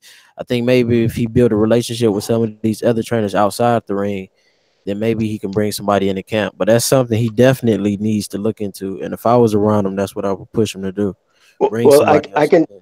I can tell you my experience in all years I've been around boxing and my family's been around boxing. I've never heard of another trainer that doesn't take it personal or gets along with, you know what I mean? Like if a fighter tries to bring another trainer in and they try to work together, that almost never works, especially if you're the original trainer who's had this guy for years. Anything this dude says different, you're going to take it personal because you're going to think, you know what I'm saying? It's just, you really need to replace him or not personal, but just kind of like how when Sean brought in what's Lamont's Barry Hunter, when he brought in Barry Hunter along with his dad, you know, when what's that, bringing in Freddie Roach. I mean, just sometimes just to get a few different pointers, just to get a few different perspectives. It's not nothing personal. It could be a different totally different day than when his original trainer's in there. It's just something to get a different perspective of it. You're making sense, brother. No, absolutely. But then again, you know, human nature, right? It is what it is. But you make what you're saying in a perfect world would be, you would get a perfect nutritionist. You'd get the best, you know what I mean? But then, unfortunately, human nature. It's why socialism doesn't work, because human nature always steps in and greed takes over. Yeah. I mean, I feel like we in a great time in the world. Take a little bit from everything. That's how I look at it. You don't have to stay in one box. That's how you're gonna constantly evolve. I listen to everything, even stuff I don't like. I still listen to it just to hear the perspective. And I think more, especially in sports, athletes need to really start doing that and stop staying in their comfort zone and get outside that box. Yeah, man. All right. What else we have here? What are we talking about now? I'm sorry, I just joined the conversation again. No, too late. Too late. How about getting into Wilder saying Joshua's team are begging for a fight? No, he's not. He mentioned that in the Joe Rogan podcast. He said Fury. Sorry, where is it? Anyways, now they're begging for the fight, and I doubt it. I doubt he's begging for the fight. Oh yeah, Joshua could have He fought. probably just wants the fight because he probably thinks that Wilder's just easier to beat at this point. So, but he's not begging for the fight. You know? And then he went on to say that Anthony Joshua could have fought Luis Ortiz or Fury or myself, but he didn't do that. I don't know why Ortiz is in the conversation here. Aziz is like number 3. He would make Ortiz have a heart attack. I don't know what these people are talking about, bro. I don't know. It's like he'll box Bucho, who you talking about? Also, Joshua will box Ortiz's head off. Oh, I disagree. I think that's a very good fight. That's a I know Trap fight. Media thinks very highly of Luis Ortiz, but that's a very good fight.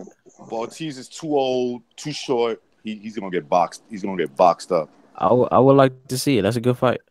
All right, Jimmy, what were you gonna say? No, I was gonna say even though I think Roach was a douche for publicly eviscerating that kid like that, it doesn't mean I don't agree with some of the shit he said. I think that kid didn't try to push when he had Wilder breathing with the first couple of with Wilder. You just don't go at him in the first minute and a half of the round. You get 3 minutes. You let the first minute and a half usually takes enough to get the oxygen out of the blood, out of the muscles, and you start fucking sucking air. That's when you lose a lot of your power. So you dance around, stay away for a minute and a half. But after that, the last minute of the round, go for it. Start throwing if you get him going backwards. Yeah. And I felt like, he missed that. But then again, I'm just saying I agree, but he should have said it in private. Jimmy, who's the best puncher you've seen? Like, been able to keep their power 1 through 12 or 1 through 15 back? Like, who's the best puncher you've seen? All right. Been able to Now, power? I'd have to say that falls into conditioning for me, even though he wasn't a one-shot puncher, but hits you just as hard in the first, 5th, and 12th, Marvin Hagler. No ifs, ands, or seconds about it. Nobody was conditioned like Marvin Hagler. He hit you, Jimmy? Exactly. And listen, I've heard that from Manny Freitas. I can sit there and rattle off dudes that I know personally who sparred him hundreds of rounds.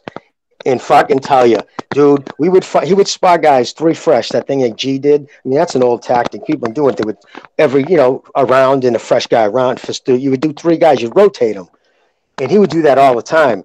And they tell you, dude, fucking 12, 15 rounds in, he cracks you. It's just as hard. Because this guy's conditioning, he got angry. I mean, he took it personal. And no, that's why this whole area where I live, it's like Marvin really took it over. Like Mickey Ward, the same thing. He lost. He was losing the majority of most fights going into the 10th round. And he'd know he's losing. This guy's he's starting. I can see him breathing. It's just a matter of time. And he'd catch you with that body shot, and then boom, he just. And like Arturo Gardy said, I couldn't kill him. He's like Michael. You can't stop him. And that's all conditioning. Because when you're sucking air, you get hit in the head. Because when you're sucking air, your blood your red blood cells aren't carrying as much oxygen. It's the same thing when you punch a drunk. They go out real easy. Like you smack an alcoholic, give him an open hand crack, boom, the lights out. Same thing with same theory.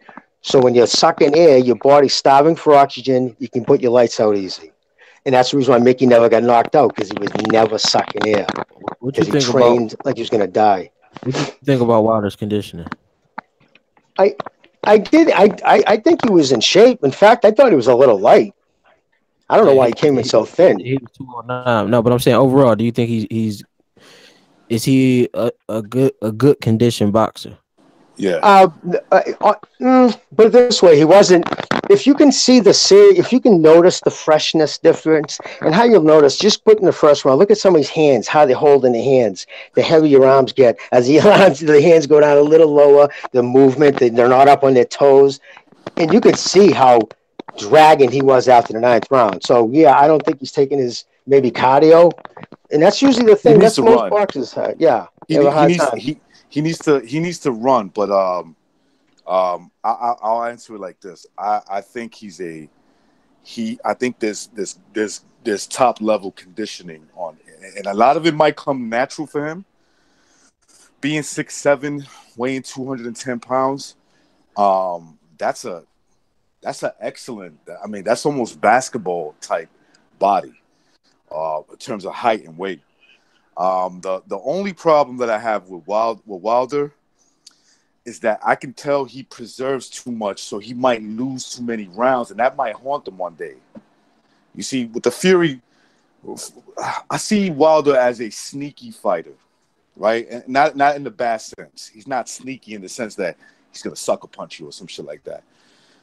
He'll let you get yours off, and then he'll get his.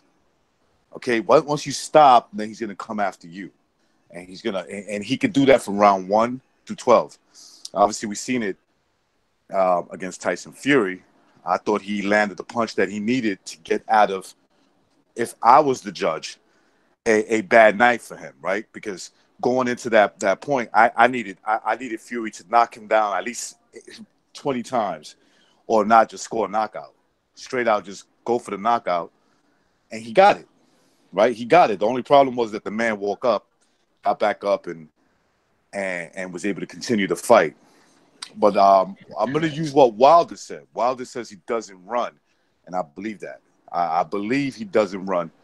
If Wilder was to ever work on his legs, work on his core, he might be hands down the best heavyweight by far. If he was to take care of that, even with his bad style. And so when I say bad style, I mean his not understanding mid range and cutting off distance and all that. When he swung that punch, he didn't like go within mid range and then he came from far distance and just winged it and he still landed because he's so fast. Like I said, he's sneaky. He's one of those sneaky fighters that have sneaky speed. In other words, the speed is a lot faster than you think, and the power is a lot. It's better than what you think. It's right? explosive. So you getting hit by him. You're like, oh, I can take those, and then out of nowhere, boom! You're like, oh shit, I didn't see that. That one kind of hurt. You know that's what I mean by sneaky. He's a very sneaky fighter in the sense of his speed and his power. And he's got the body. He's built to last. If the man was to work on his core, those legs and the stomach, I think even with the style that he has, I think he'll wipe out the heavyweight division. I'm shocked that most of these athletes don't run. I keep hearing that, like more and more, these top guys keep saying that they don't run, and I don't get that. Like, why wouldn't you work on cardio? Even if you don't run, right? Even though you have to do it, Trap, you got to do the running. But let's say if he was just to focus on building his legs, just building the strength on his legs, and his core, right? Because the two kind of go hand in hand when you're doing like leg lifts. If you're doing it the right way, you're tensing. And Jimmy would tell you, if you're doing squats or leg lifts or anything like that, the best way to do it is to tense your stomach. You work out your stomach at the same time. That's the best way to work out your legs combined with your core. I don't think Wilder does that because he doesn't have to. He's just naturally built where, you know, like I said, the man 6'7", weighs 210, 215 pounds. Yeah. He said he's trying to get to 225 next fight. He should. Hey, Trap, I was going to say, for that and for power in that time, too, I'm trying to think back. Guys who just come to mind is like terrible Terry Norris. He was a thundering prick. And another one, too, was Donald Curry, the Cobra.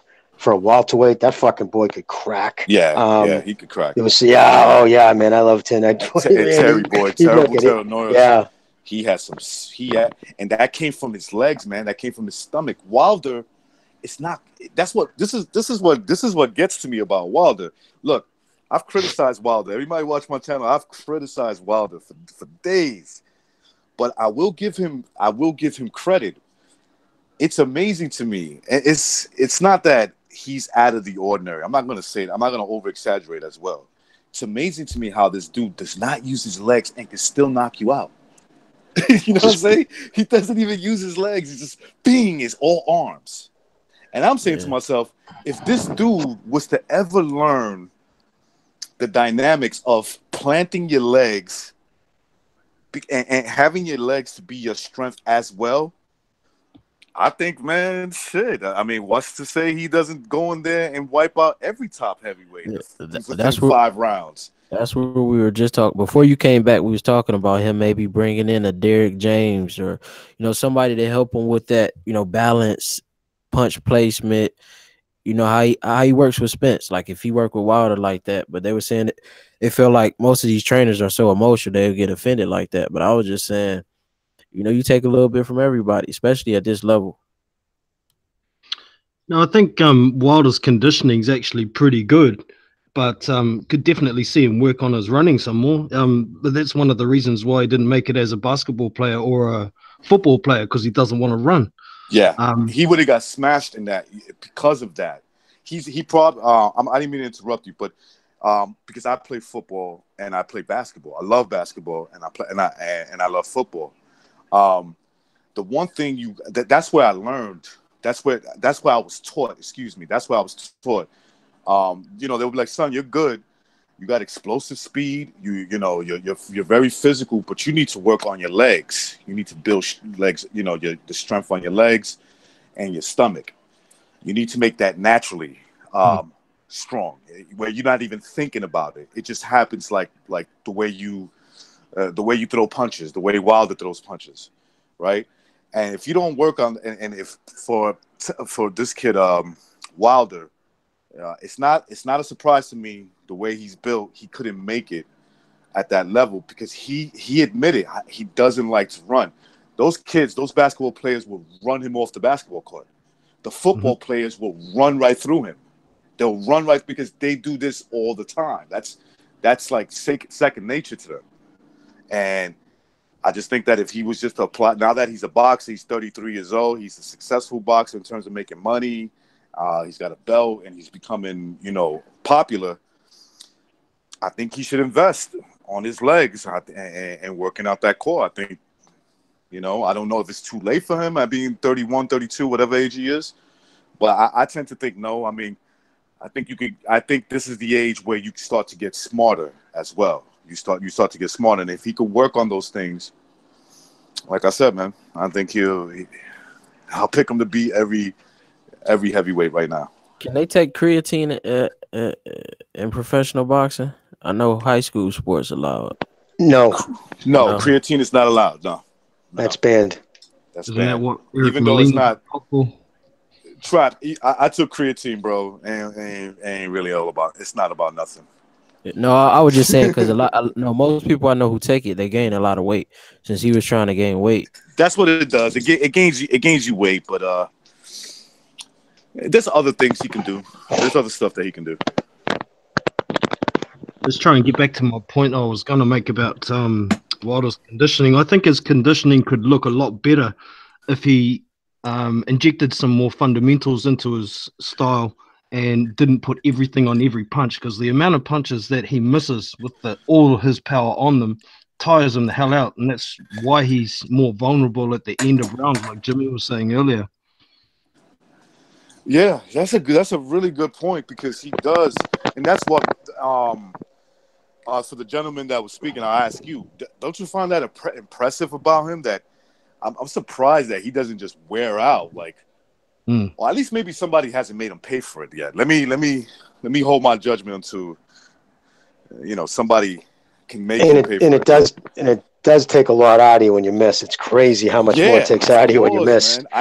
Because you gotta restrain your body and pull back, or you end up fucking doing a spin around. So it's double inertia. I'd rather miss, Jimmy, and you tell me how you feel. I'd rather miss touching the guy. Like, in other words, he blocked it, than me just full out missing. If you full out miss on a power punch, you did something very wrong. Yeah. If it happens when they're both standing there, it's like sometimes he misses and he can just tell. I'm like, does he have his eyes closed? I mean, that punch missed by a foot. That's crazy. I'm just being honest. I'm not even trying to be funny. You know what I mean? Like, wow, that's just crazy. When Wilder swings a power punch, it's to kill you, but he's doing it too emotional. In other words, he's just like he's not setting it up. Right? We love to use that term. It's called set it up. He's not. How many liver shots? How many times did he dig into Fury's liver? About 4 times, maybe in the first few rounds, and that was it. Right? It wasn't until they mentioned it to like the 8th or 9th round, and then he threw a few body shots. Like, you've got a guy who hasn't fought but a couple of nobodies in 2.5, 3 years, who's already what? I mean, he's in his I can't remember early 30s. Right. I mean, so he's not a 20-year-old. So late 20s. Right off the rip, he should have been fucking going to the body. Like, right off the rip, the first jab would have been right. The second jab would have been right to his sternum. I would have let him know. And then if you don't have that in somebody's head, if they know your body isn't a part of your attack, if I know you're not coming out of my body, you're taking away half your offense. If I really know I got to do is protect my dome, I'm going to fucking just stay at arm's length. That takes... Oh my God! If I know you're not going to go to my body, man, that's so much. That takes so much off a dude, and I can't believe he didn't press the body. I really can't, especially with his size. By the way, we have official boxing scorecard. I'm just kidding. You can join anytime you want, man. Official, going once, going twice. Hey, yes, man. Sorry. That's okay, man. Welcome to the show. So yeah, we're just discussing. Yeah, you can join anytime you want, man. Yeah. So okay, you were talking about a lot of things. The last thing I heard, Recognize was talking about Wilder being wild with his punches, overreaching, but that's. I mean, he said everything I would like to say. There's nothing new about it, but yeah, it's terrible when you see how bad a guy with such a physical potential like Wilder is looking bad, but there's nothing new to be said.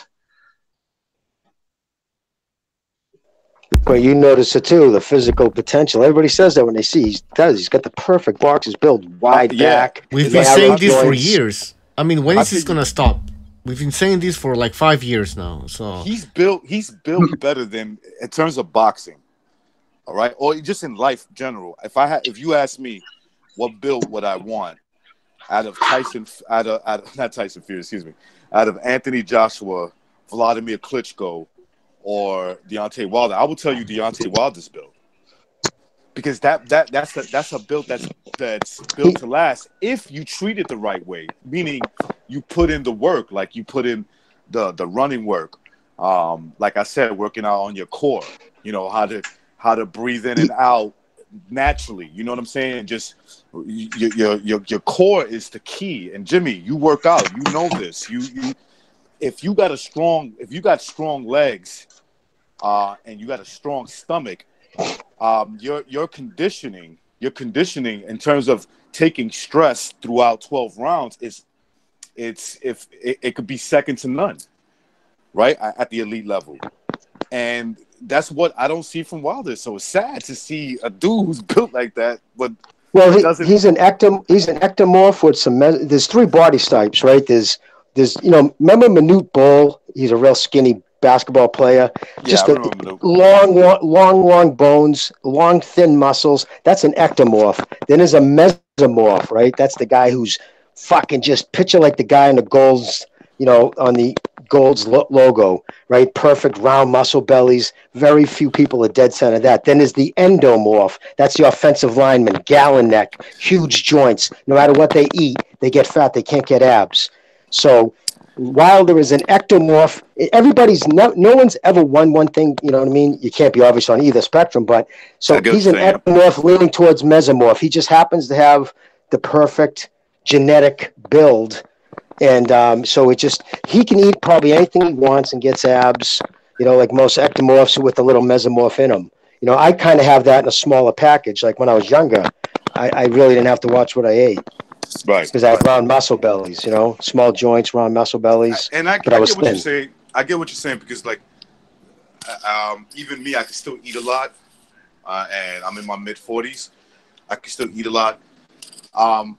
But I can still burn that off pretty easy and work out. But don't get me wrong, I could gain weight. If I'm not doing anything, I could definitely put on some weight quick too. Well, it just goes to show,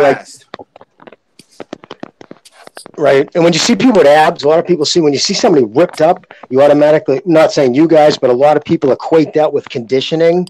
And I can tell you firsthand from personal experience, I could have a crazy 6-pack, dude, but if I ran a fucking mile, dude, I'd be puking. It's just some people see that and they're like, oh, that dude must be in great shape. No, he's in great fit muscular shape. Doesn't mean he's great cardio shape. That doesn't mean he's in great cardio, right? And I think that's Wilder. I think Wilder is that excellent. He just has that excellent cardio. Now, don't get me wrong. He's not in bad shape. I'm not saying that. Obviously, that's in terms of conditioning. He's not in bad conditioning shape. I just think that it could be better. It could actually be better than what it is. Is it me? Do you guys notice a lot more guys coming into the ring cold? Like, it was almost a prerequisite when I was growing up. Like, you came in second-winded. You already caught you sweated hard, coming in. I just noticed a lot of guys coming in cold lately. They're not even glistening. It's like, man, you should be all sweated up. They don't do it no more. You're right about that. There's maybe a few that still do. I want to say Lomachenko looks a little bit glistering at times. Yes, no, he does. And he comes in with a towel around his neck. No, his father has a hot towel, heated towel around his neck because you want to keep him loose, especially if you're fighting in a cold arena. Definitely. But like Chavez, Julio Cesar Chavez was big on that. Like he would delay his coming out until the right, Mike Tyson used to come on like he already had a fight. Like sweaty, cut off towel, glistening off his back, and angry, pacing. Yeah, he looked like he already just sparred a couple of rounds. That pace, man. It was like a caged animal. He would just pace. Wow. Yeah. That's so psychological. No socked. That's so psychological. I mean, his opponents were probably like, "What the fuck did I get myself into here?" And then I'm telling you, the black old throwback shoes from the 50s and the fucking black trunks, and he would just pace, and on the way back he would turn and look up to you like you would think of a lion at a zoo pacing back and forth, and every now and look up at you like, I could eat your ass. There's another thing about Wilder Fury fight. You've been both of you recognizing Jimmy. You've been talking about how Wilder could do just so little technical boxing work in order to improve and to look much better in the ring. Well, I was rewatching the Fury fight, and there was many times I was thinking, if you saw Fury, he was trying usually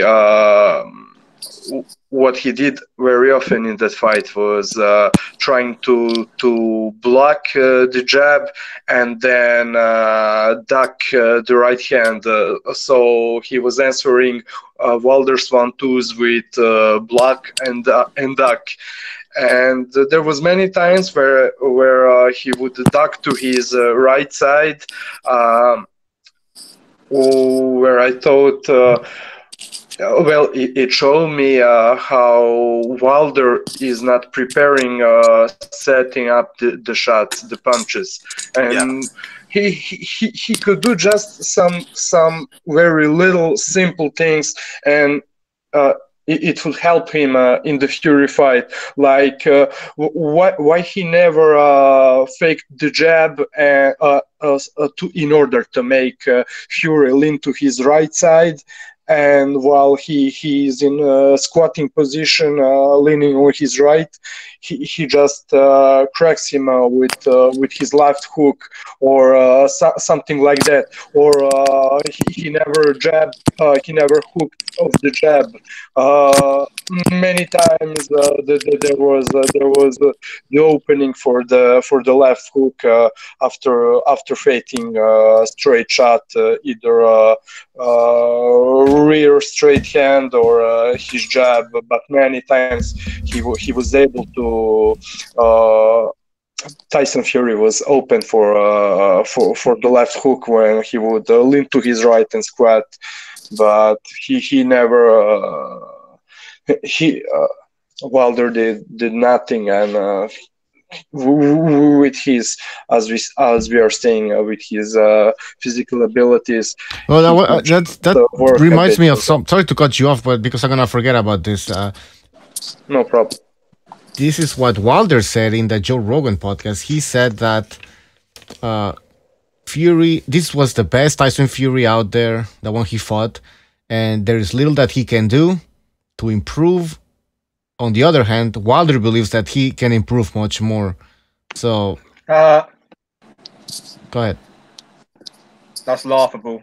So yeah, I agree that that Wilder could definitely improve, but so can Tyson Fury.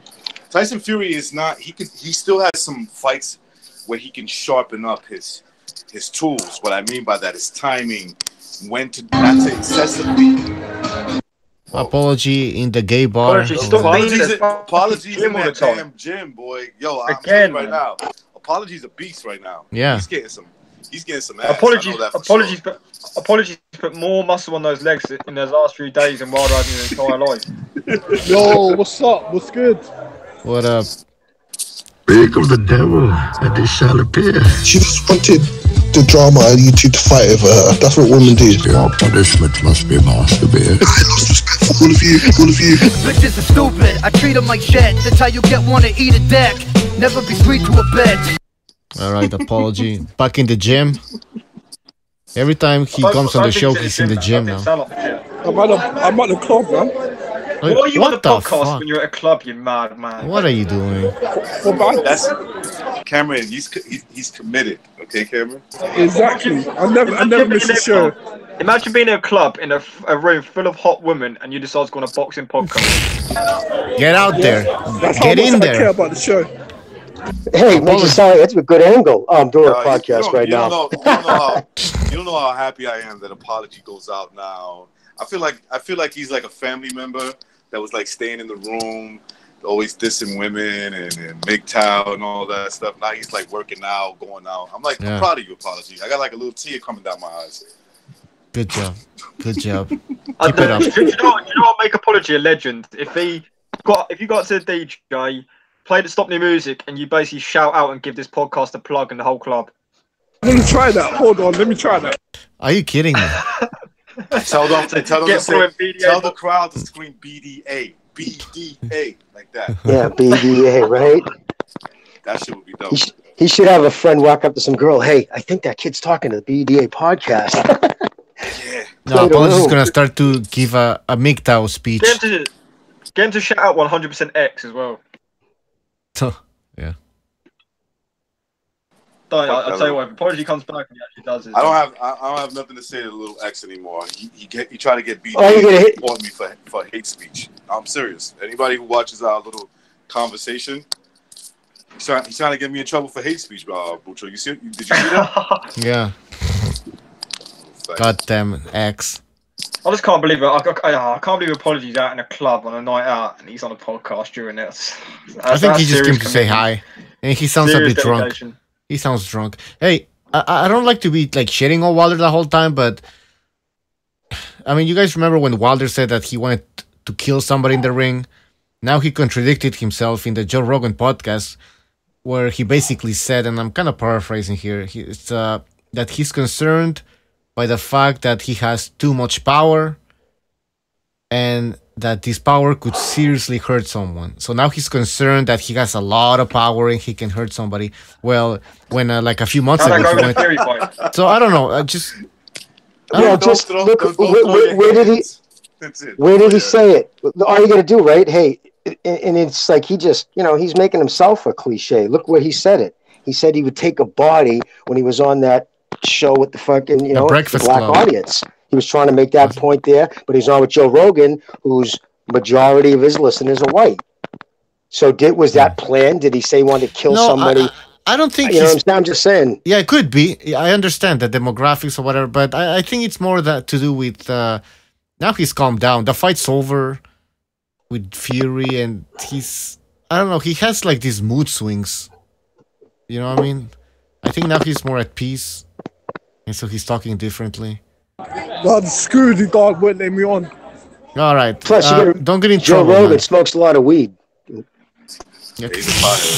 Hey, could be. Apologies basically tried to hit on all the women in the club. They all turned him down the last resort to come on a boxing podcast. That's what's going on there. Yeah. Cock whores. Cock whores. That's apology in the nightclub. Is there a lot of potential there? Is there a lot of potential talent? He's Mick Taylor. It's mixed. Some are not. And you got your head all the way up it. Can I just say, right? I was listening to the last podcast. I've listened to the last podcast we've done numerous times, right? It was hilarious. Yo. And the best part was when Recognize got brought in and BDA played that woman screaming on the intro. It was just perfect. Oh yeah. Absolutely perfect. That was hilarious. You fucked up slag.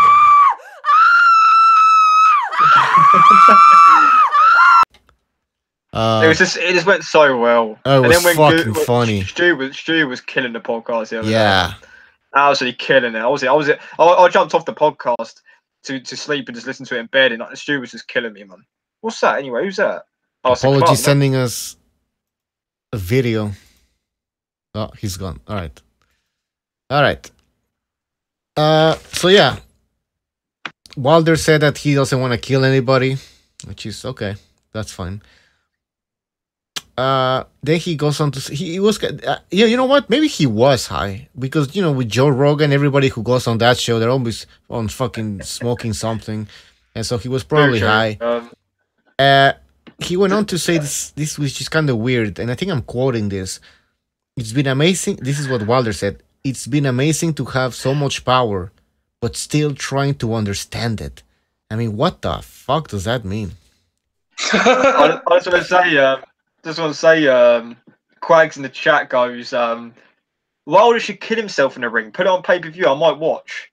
Jesus Christ. We don't want anybody dead here. No, Chainsaw Venom just Also, subscribed. what's all the pregnancy things? All these people saying pregnancy We change have- Wilder's pregnant.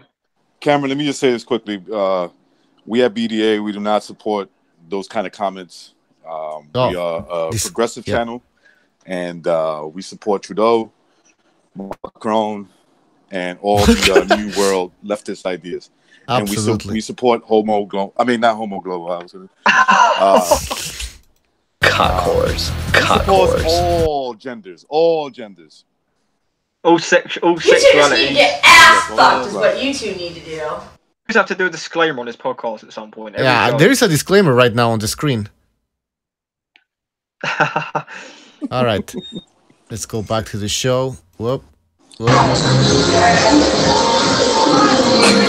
the fuck? Christ, apology. What is apology doing? Apology, man. Is he drunk? Probably just sat in the corner on his own, seeing all these women go past. Because he's too MGTOW now, he just won't even look at them. Yeah, but I mean, he's at a nightclub, and we have a recording of something that Apologies was saying to some girls. Cause she got a great ass. Cause she got a great ass. Fucking pervert. It wouldn't be, but listen, man, that's something I'd say in a club. I'll be going for that arse, mate. First thing I try and look at every time I'm a woman. Yeah, that's the first thing I always look at too, Cameron. Not even when someone's got big tits and right, let's see the ass first. Nah, I'm a boob guy. I'm a boob guy. Man, I love an ass. Well, it's fucking. We all know that it's well documented, but I love a good ass. You ever had the triple combination? What's the third one? Triple? They got the lips, the boobs. Oh and the yeah. ass. Oh. No, I've never had all three. Never had all three, man. I did, bro. I did. That was nice. That was a. I won last night. That was. It's like take your pick. Just take your pick. I mean, you're gonna be in heaven. Damn.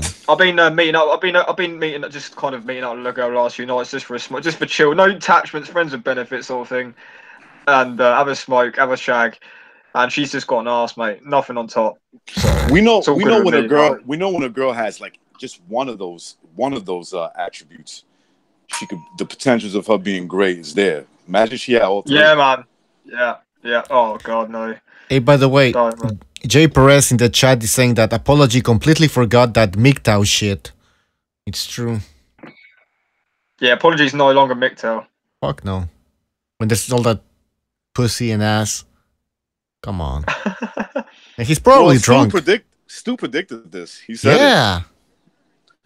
The transformation. When he was going to college, he's going to university, and yeah, it's gonna happen. My God, what have we done to Apology? Look, I guarantee you, Apology worked out before he went to the club. So this is what happened.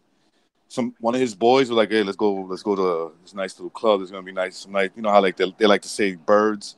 Yeah, gonna be nice little birds out there. Yeah, you know, let's go check them out. All right. He said, let me do a workout. Got his blood flowing. Took a shower, put some clothes on, and went over there. Apologies there, showing off his creatine results.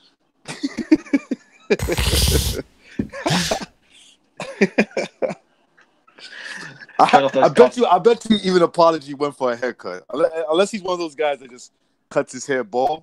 I bet he's went for like a shape up. He's probably not even wearing his mask in the club. What? You know, he wears that mask, doesn't he, when he comes on the video? Yeah, it's an Illuminati fucking party there. He's probably at a club where you got blokes walking around in full latex outfits and stuff like that. That's what I reckon. Who's that on the camera anyway? Oh shit! That's official scorecard. Yeah, it's official. Oh, probably just jumped off now. Who's that? Sorry. Yeah, it's official's hair. Official scorecard. Yeah. You got a good hairline, man. You got a decent hairline. Fair play to you. A lot of people really see them. I have to get a new haircut tomorrow because I'm flying to Belgrade to see my girlfriend this week. So. Oh man, nice. I've got to be up, man. I've got in around 10 hours. I'm getting tattooed, man. So I've got to get sleep soon. All right. Me too. Well, there's not much. There's not much to talk about here. What else is there? I can stay on for a bit longer. I mean, I was going to talk to you about. There's not really much boxing news going on right now. No, all I did was write stuff regarding the. Is there an update on Stevenson? Is there any update on Stevenson? Yeah, what's going on with that? Adonis. I haven't even checked. I don't know. I have no idea. But I'll hit low place. I'll hit low place up. He's at his bedside every day. I'll try and see what's going on. It's Trudeau. The Trudeau banned boxing in Canada yet? You know, you guys know that he's a boxing fan, right? Who's that? Justin Trudeau. That little soy boy is a boxing fan. You should see this fucking video where he's sparring an old guy and he's getting the shit beat out of him, man. Like seriously, he has like no defense. His head is all straight there, but his neck. But then he did have a fight against a senator when Trudeau was a member of parliament. He fought a senator for like charity, and the fight's on YouTube, so you guys should check it out. I don't know if I can put it on here though. Maybe I could. I don't want to risk it. Did he lose Bucho? No, he won. Because the other guy's super sucked and got super tired. Would have been nice to see somebody lay him out. But I wouldn't be surprised if he tries to ban it. So. Well, because of Stevenson's incident. Yeah. Oh, come on, man. Yeah. Yeah, You I never could know, see that man. happening. I could see like a bunch of like, you know, We need Lucian Bute. crybabies. We need Lucian Bute to come back and revive Canadian boxing. I think that's what we need. Yeah, he was pretty popular. Didn't you say? I remember you telling us on that other podcast a while back, talking about how in Canada, Lucian Bute, Jean Pascal was like the Mayweather Pacquiao of Canada. It was. It was insane. Like the bar was full. You had cars passing by asking if there was any seats inside. I was like, nah, man, it's fucking full. Yeah, it was crazy. I've just seen a lot of comments in the chats now about Wilder being transgender, Wilder being pregnant. Yeah. What? Yeah, Hawker Mustang says transgender boxing victorious in historic debut. Oh yeah, I read somewhere that transgender boxer made his. Yeah, saw an article about this. Yeah, I heard about that too. So wait, it's a female that turned into a man? Is that what it is? No, what is it? Yeah, that's right. And he or she was, or Z was boxing on the Golden Boys scorecard. So I see the De La Hoya connection. Yeah, and that Z was trying to get on the women's Olympic team in 2012, and since then, after that, after the injury, Z started transitioning. So that's all. This guy, woman could be like the best pound for pound gender fighter ever, right? Like fight women, gender fighter. Could fight men. I mean, we've heard people go up in weight, right? Like they go up in weight. But what if like this thing, whatever you want to call it, can actually win championships in both male competition? What would you say to that, Bucho? Hold on, you were cutting off, by the way. No, I was saying, what would you be impressed if this thing, whatever it is, can win championships in both the women boxing and in male boxing? Well, it would be a we've heard of two gender champion, the first two gender champion of the world. Yeah, that's what I'm saying. Look at the picture. If you guys can see the picture, you can see that there's scars because the boobs were cut off. So you can see scars there. That's a fucking beard. Oh, look at that weird. Man, that's fucking weird, man. Yes, the old times where fighters used to hold two division belts simultaneously is old. Now the thing is that's the ugliest looking. That's the ugliest looking thing I've ever seen in my life. Yo, that's fucking disgusting, man. I'm sorry, but I mean, come on. It's just. I don't want to get your show in trouble. It's just. Don't get us in trouble. All right, you can say whatever you want, but let me just put a disclaimer. All right, you can talk. It's just wrong, man. You don't do. This is gross. Yeah. That doesn't even look. What is he? She. What are you talking? Why are you talking like Ness? It's a success. Pull up again. Are we talking? Are we talking about Patricio? Are we talking about Patricio? Yeah, I missed it. Put it up again, man. I missed it. All right. I just got back in. Is this Patricio we're talking about? Yeah, it is, man. All I can see is the disclaimer. Sorry, hold on. If your stomach, if you have a strong there it is. stomach, go ahead and look at it. Just give it a few seconds. It's just coming up now, I think. Yeah, give it a few seconds. Transgender boxer makes history after winning fight. Yeah. Transgender boxer. They probably told that the other fighter to just go easy on this thing. That was a female once, right? Yep. That used to be a female once. And now it has beard. It must have been an ugly fucking looking female. No, I mean, Wilder's always been a man, and his tranny's got bigger muscles than Wilder after a transsexual operation. Oh, Jesus Christ! No, that's a rabbit hole. Jesus. That is gross, man. That's fucking disgusting. Get inside of it. You want to say a female? There you go. I mean, it's been. Oh man. That's better. Grievous in the chat says heavyweight tranny. I tell you, man, Homo Globo is real, boy. It's real. I Is can there go a picture and of her? home. Or is there a picture of him as a female? No, that's Gina I don't even Carano, want to man. see. As far as I'm concerned, it's a female with a beard. Look. Yeah, exactly. I'm trying to balance things out here because we're all sick. Now I'm putting pictures of sexy women so we can balance things out. Looks a bit like between cross between Regis Prograis and Julian Williams. Oh, for fuck's sake, man. Mate, I cannot unsee that. I can never unsee that, mate. Really? Oh, Jesus. I don't know where to begin on this. There's so much bullshit involved in this that you can get into. So much fucking bullshit. Yes, mate. Gina Carano stripping off, even better. That's better. There you go. He's get some Misha Tate's tits. Misha Tit. Misha's tits. All right. Yeah, I don't know, man. I don't even know why it came to mind. Across, They're ruining women, man. They're gonna make it. They're gonna. One day we're gonna wake up. All our beautiful women are gonna have beards, and we're gonna be fucked, bro. Oh God, no. Mate, no, I'm not even joking. Right? There's a form of like hormonal imbalance with the ovaries or something where there's some women who are now growing beards to promote it that's okay because they have this hormone imbalance, which is natural. And like, okay, you have a hormone imbalance, but you used to shave it off. It's not cool to grow a beard. No, it's fucking gross, man. Like, you were already fat to begin with. Why grow a beard and look like the fucking dude who sings like fucking random songs with his neck beard on YouTube?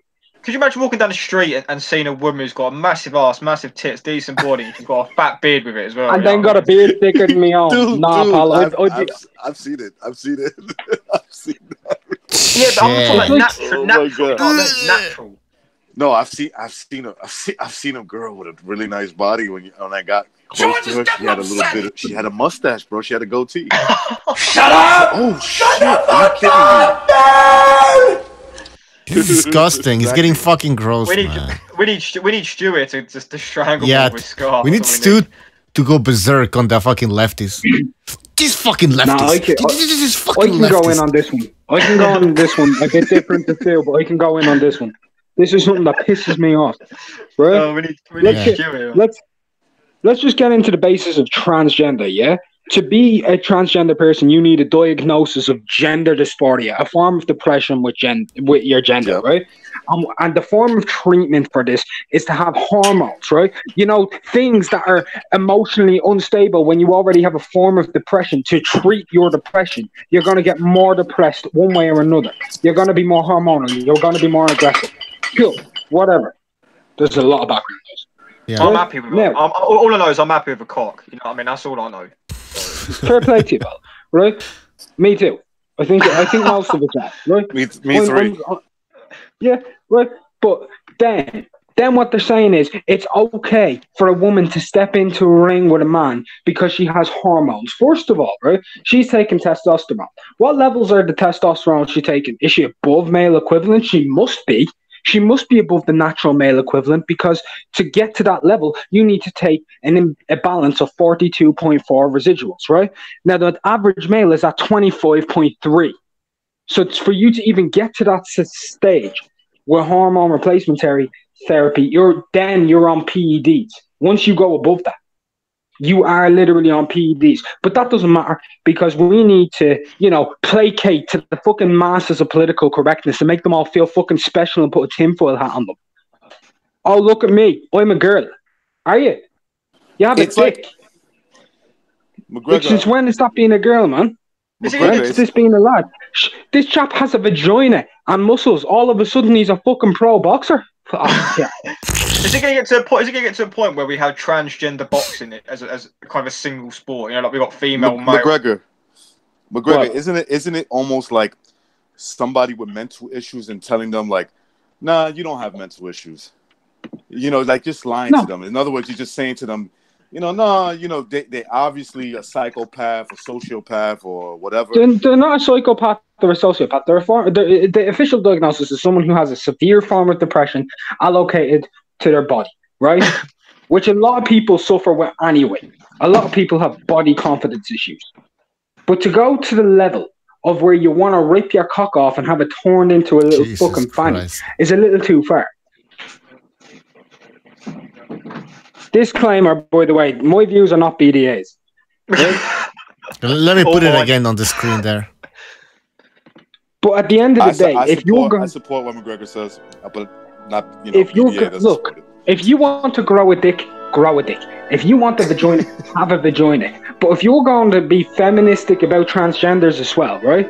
And you're saying it's okay for those women to become men and get into the ring and get punched by a guy and say that's okay. But yet, if they were to smack a guy on the street and a guy pushed him away, he's a woman beater. You fucked up. You're all stupid, you're all retarded, and you're all fucking ugly. Every last one of you transgender feministic cunts. I wonder if Floyd Mayweather will come back and fight this Patricio. It's interesting, isn't it? Mate, I hope he does, and I hope he fucking goes pretty boy Floyd and takes the fucking gloves off the fucking bare knuckles to come. I hope he fists the fucking vagina off. You want Floyd Mayweather to reoffend, basically.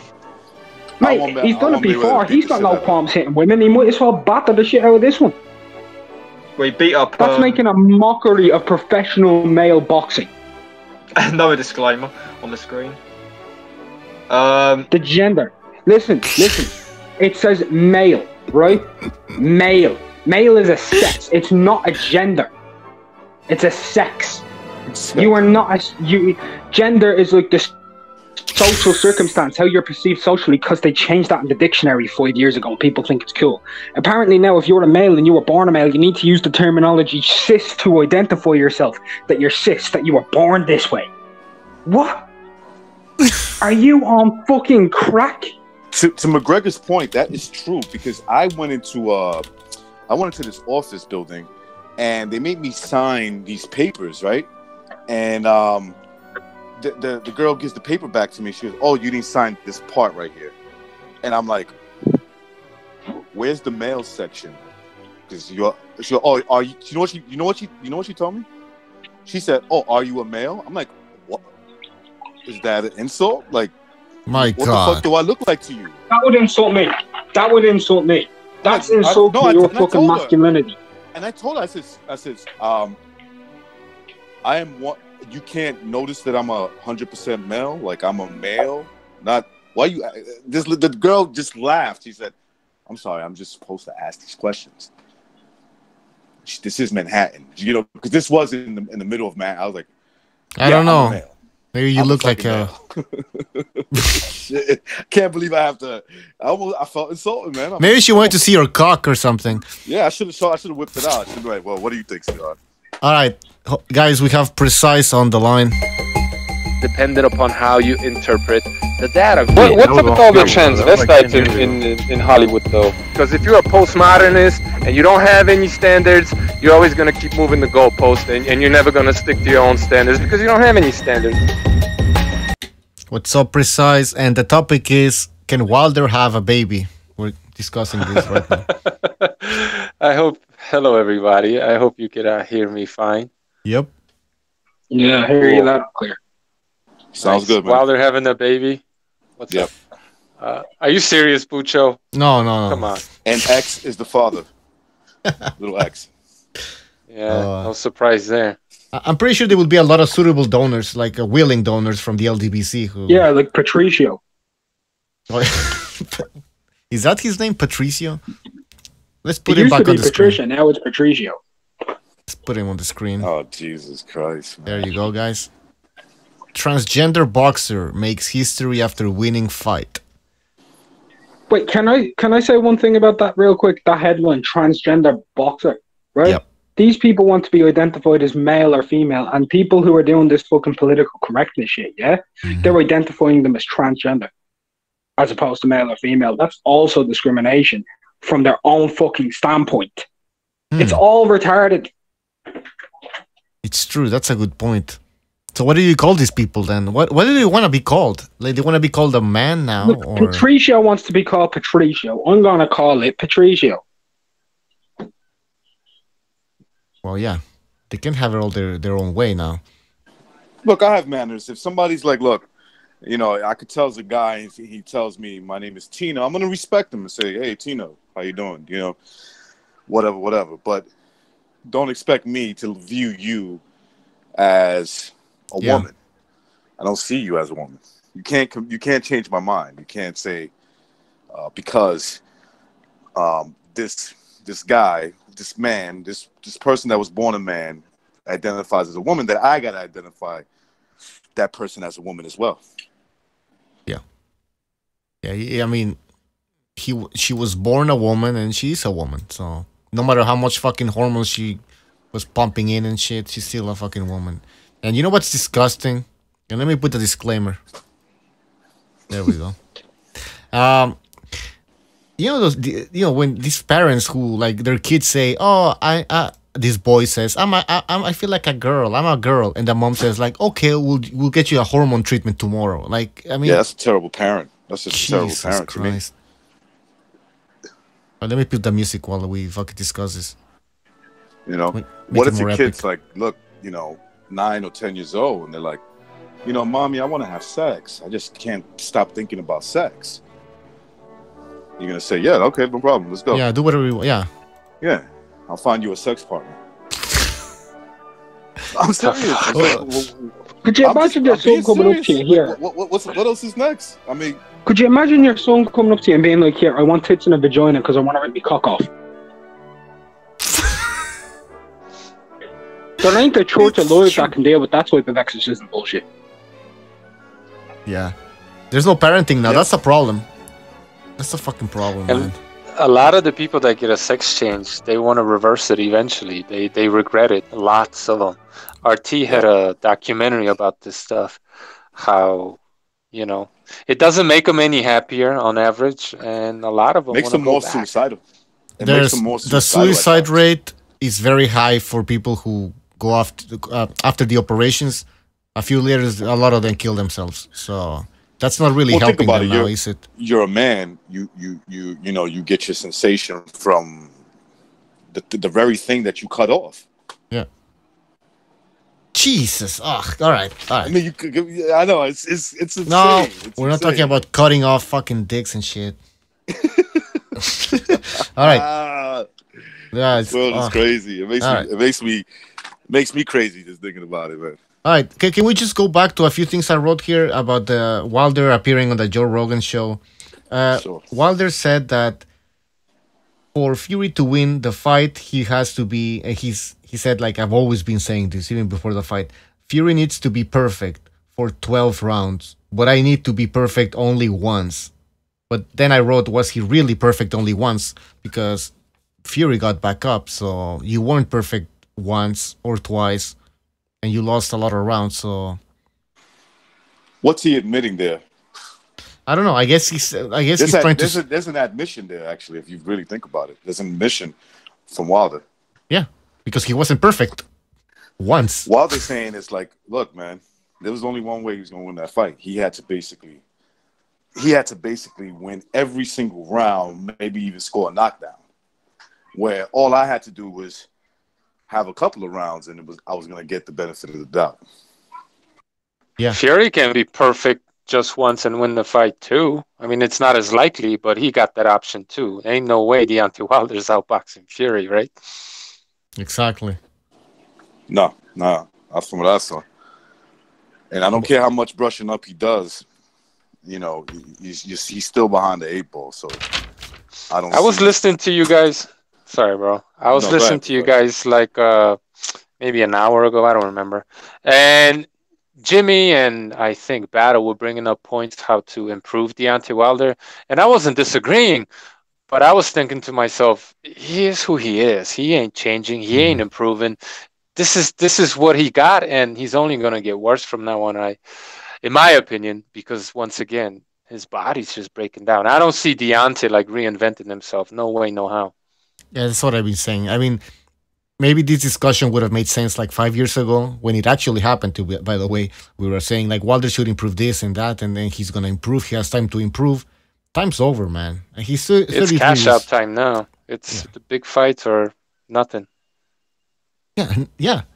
I mean, he should have been improving while he was fighting tomato cans. Now he's fighting Fury, and he's maybe gonna fight Joshua at some point. So it's no time to start fucking reinventing yourself now. I mean, it's too late. But it's wishful thinking by Wilder fans, that there's hope that in the rematch against Fury, he's gonna start jabbing. I mean, get out of here. Get the hell out of here. He's gonna start boxing now. He's gonna do the same thing that he did on this fight. Wait for an opening to throw fucking a bomb. And by the way, this is disgusting. Wilder was saying in the Joe Rogan podcast that shit, we didn't write this shit. That Bucho, how did you sit through that shit? I did it today because I knew I was gonna do a show and I wanted something to talk about. But yeah, I kind of fast forwarded a little bit when he's talking about when Wilder's talking about his life and everything. Like, I don't really care about that. But was anyways, it cringe? Yeah, he's talking like, well, I don't know if you missed this part, but that Wilder goes on to say something weird, which is, oh yeah, it's been amazing to have so much power, but still trying to understand it. Like, what the hell does that mean? Like, he's getting all philosophical, trying to understand the power. And then he goes like, Wilder, I'm kind of paraphrasing, but he was saying that he was concerned by the fact that he has too much power and that this power could seriously hurt somebody. But I'm like, a few months ago, he wanted to kill somebody. So now he's concerned about hurting somebody because he has too much power. Yeah, I wanted to get to this point. Fury says that, oh no, Wilder said that he couldn't throw the right hand with all his power because something was stopping him. Even though his corner kept telling him to throw it because Fury is right there, for some reason he said like there was something stopping him from actually going through with that punch, like fully throwing it. I don't know what the hell that means. He never explained what was holding him back, but to me it just sounds like excuses. To me, it looked like he was putting everything he had on it, except for a few rounds where he seemed to try to adjust a little bit. He was putting everything, I thought. I mean, I didn't see a different Wilder, I mean, I thought Fury would make him look bad, and that's what I saw. So, I don't know, maybe I had some bias going into the fight, but I didn't see it. Yeah. I mean, that not the 1-2 that he threw against Fury at the end of the 12th, at the beginning of the 12th round, with that left hook at the end, that was, I don't see how that was holding back. If he was holding back, it's because Fury wasn't there for the punch. There was nothing to hit. So then he's pulling his punches, right? He starts to swing this wild punch. Fury steps out of the way, and, he's putting the brakes on. I'll give him that much. Yeah. Exactly. That's why I wrote, like, apparently his corner was telling Wilder that, hey, Fury is right there to be hit. I'm like, that's not even true. That's the whole point. That's why he's not throwing punches, because Fury's not there. I don't know. Just the whole interview was pretty weird, and Joe Rogan was all over Wilder's cock. I was very disappointed. Joe Rogan agrees with Wilder that there was a long count, which is ridiculous. There wasn't a long count at all. Yeah, and then Joe Rogan goes on to say that this is one of the best heavyweight fights in a long, long time. 2 undefeated boxers, 40-0, and he's talking about records when, like, we know that Wilder's record is not impressive at all. He has a lot of power, but the record is not really what made us want to watch this fight. Wilder probably had a lot of conditions going into that interview. You know what I mean? He probably tried to tailor what he was going to be asked, and I'm assuming, I don't know. I don't think, like if Joe Rogan went hard on him, it wouldn't have been pretty. And Wilder, like, you got to handle him with baby gloves on, is what I'm saying. Because if we saw how volatile he is, he'll lose his cool, start talking nonsense, gibberish. You got to, handle him with baby gloves on, or you're not really going to get what you want from him, right? Mm-hmm. He'll just throw a tantrum or start fucking babbling some stupid shit, and he'll never come back to your show. Yeah, it could be. Like, some conditions were put forward before the interview. Wilder also, before saying that for some reason he didn't know why he couldn't throw the right hand, before that, like a few minutes before, maybe 30 minutes before that, he said that he tore his bicep, but he didn't want to tell anybody. So I don't know. I don't know why he just didn't just say the bicep was the fact that was the reason why I couldn't throw the right hand, instead of saying for some unknown reason I couldn't throw it. And then before that, he did admit that it was the bicep. So he doesn't even know what the hell he's saying. He can't keep his story straight. Exactly. And lastly, well, Joe Rogan said that he kept praising Deontay Wilder for his endurance, which to me wasn't. It's not great. It's not bad, but it's nothing out of this world. Yeah, I didn't see great stamina. I mean, it's like this. If he got great endurance, then him tiring, he must have been throwing some fucking haymaker bombs in there for him to tire, right? So it just doesn't add up. If he wasn't throwing with all his power, why the fuck was he huffing and puffing? It's you know true. what I mean? And if the punch because out, neither guy threw a lot of punches. but that's what I'm saying. Yeah, the punch out was very low. So yeah, what do you expect? I mean, if you're fucking super tired after those type of rounds, then you have some fucking serious issues. That's pretty much it about the fucking Wilder fight. I don't. We're also talking about Canelo and Rocky Fielding, but there's not really much to say about that fight.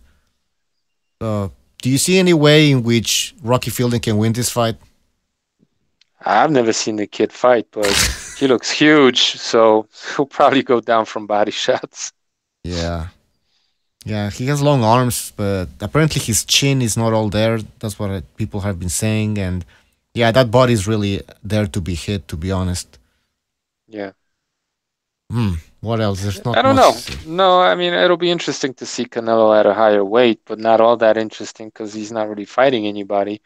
But, it'll be interesting to see him on the scale, and maybe if it goes a little longer, how his stamina is, how his power is. It's a tune-up, I guess. Well, I mean, he's making history, isn't he? Yeah, no, we also talked about that. The WBA regular title is not valid. Okay, I'm sorry I brought it up. I'm really not interested in this. Yeah. The fight's just why? You know what I mean? Yep. Is there anything you want to talk about? Nah. Well, I was gonna make a video, but maybe this will preempt all that.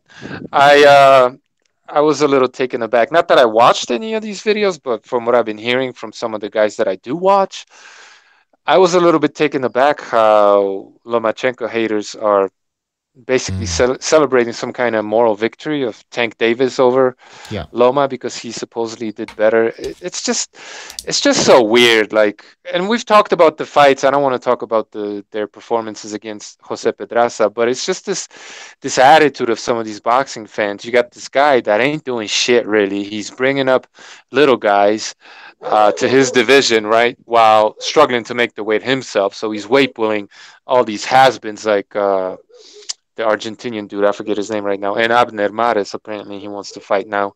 So he ain't really doing anything. He's not doing anything impressive. He's not putting in work. There's nothing to talk about there. But we're going to prop this dude up, and we're going to hate on the guy that's doing more work than anybody else in the world of boxing, at least at the rate that he's going, you know what I mean? It just boggles the mind how people can convince themselves that Tank Davis is somehow deserves more praise than Lomachenko because Lomachenko just fought, right? Shouldn't we be talking about Loma and giving him credit for winning? All of a sudden, Tank Davis is getting a whole bunch of blowjobs and hand jobs, and then essentially getting credit for quote unquote beating Lomachenko when he blatantly ducked him. Crazy. Rar in the chat says, please make a video on that precise. Davis is the most overrated fighter I've seen in a long time. I think people agree I am with you. so not impressed by him at all. Man. No, and at all. These videos that you're mentioning, I've seen a lot of these videos where they basically are saying that Lomachenko got exposed, and then all of a sudden they're bringing back Davis into the conversation, whereas before they were saying that he wasn't ready for Lomachenko, and that people who wanted to see Lomachenko against Davis were basically just racists who wanted to see a black man in Davis getting beat up, which is not the case. I mean, a lot of people are hyping Davis up, and we just wanted to see that fight.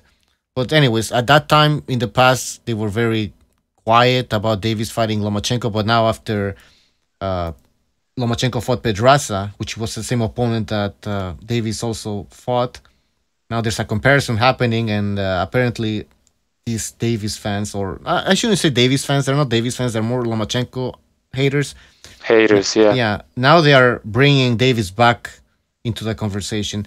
And I mean, just to another point, these videos that are talking about how Lomachenko is going to lose to Davis, it's so funny how they put up a picture of Lomachenko after the fight with Pedraza, and like he's a bit like bruised up, and like they put that picture in the thumbnails as if to say that he got beat up or something. I mean, the guy won the fucking fight and dropped Pedraza twice. What more do you want, man? I don't know if you guys remember, but Rigondeaux marked up Loma, and he landed one punch, and he marked him up. The dude just marks up easy. You know, maybe it's all those 400 amateur fights, whatever. You know, he marks up easy. It is what it is. That's not how fights are scored. Obviously, you gotta look at the punches being landed. But you know, Loma got a bunch of stick for fighting the smaller guy in Rigondeaux. Fair enough, even though Rigo was the one chasing him, right? But now that Davis is going to fight the guy, also a smaller guy, that ducked Rigondeaux, according to them anyway, how are they going to justify that one? I'd like to know how that's okay, right? If he does, because I've been hearing rumors he's slated to fight Abner Mares, or they're trying to work that out. I don't know how true that is. No, it's going to happen. So now Davis is going to fight a smaller man who ducked Rigondeaux. Because he's better than Loma. Right? That makes sense. Yeah. So it's going to be a great win for Davis, I guess, right? Fighting of course. Abner Mares, I mean, he's just been on a roll, right? Winning all his fights. What the hell has Mares done at 126? Nothing. I don't think he changed his hair. Yeah. He has no pop at 126, and at 130, I don't even know what the hell he's gonna look like. He's a 5'4" guy. Granted that Davis is not that tall, but still he's bigger physically. What his bone structure, his shoulders, everything. He's just bigger. He's gonna destroy Abner Mares, but that's a PBC fight, of course.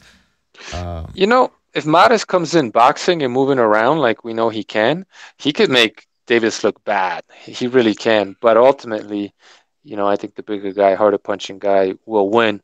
But something tells me he's just gonna, you know, he's gonna get a little bonus from Al Heyman, just like Pedraza did, to fight like a dumb motherfucker and just come in swinging wild punches and, you know, throwing 10-punch combinations so that Davis could look good, landing the occasional, you know, counter punch and taking advantage of the fact that he's just bigger and stronger. I mean, I don't mean to hate on the guy, but like his performance against Pedraza was awful. I don't know what people are talking about. And Pedraza himself performed badly. Like, there was nothing impressive in that performance. He was getting pieced up by a guy that had no speed, no punching power, and he was just standing in front, taking shots and just waiting for an opportunity to land a good, clean one because he knew the guy wasn't going to be able to take it. And even that knockdown where Pedraza waited till it looked like he didn't even want to get up, man. No. So when Apology says the fight was fixed, like, I agree. Well, I remember you said the last time the last time you was on the show, you said that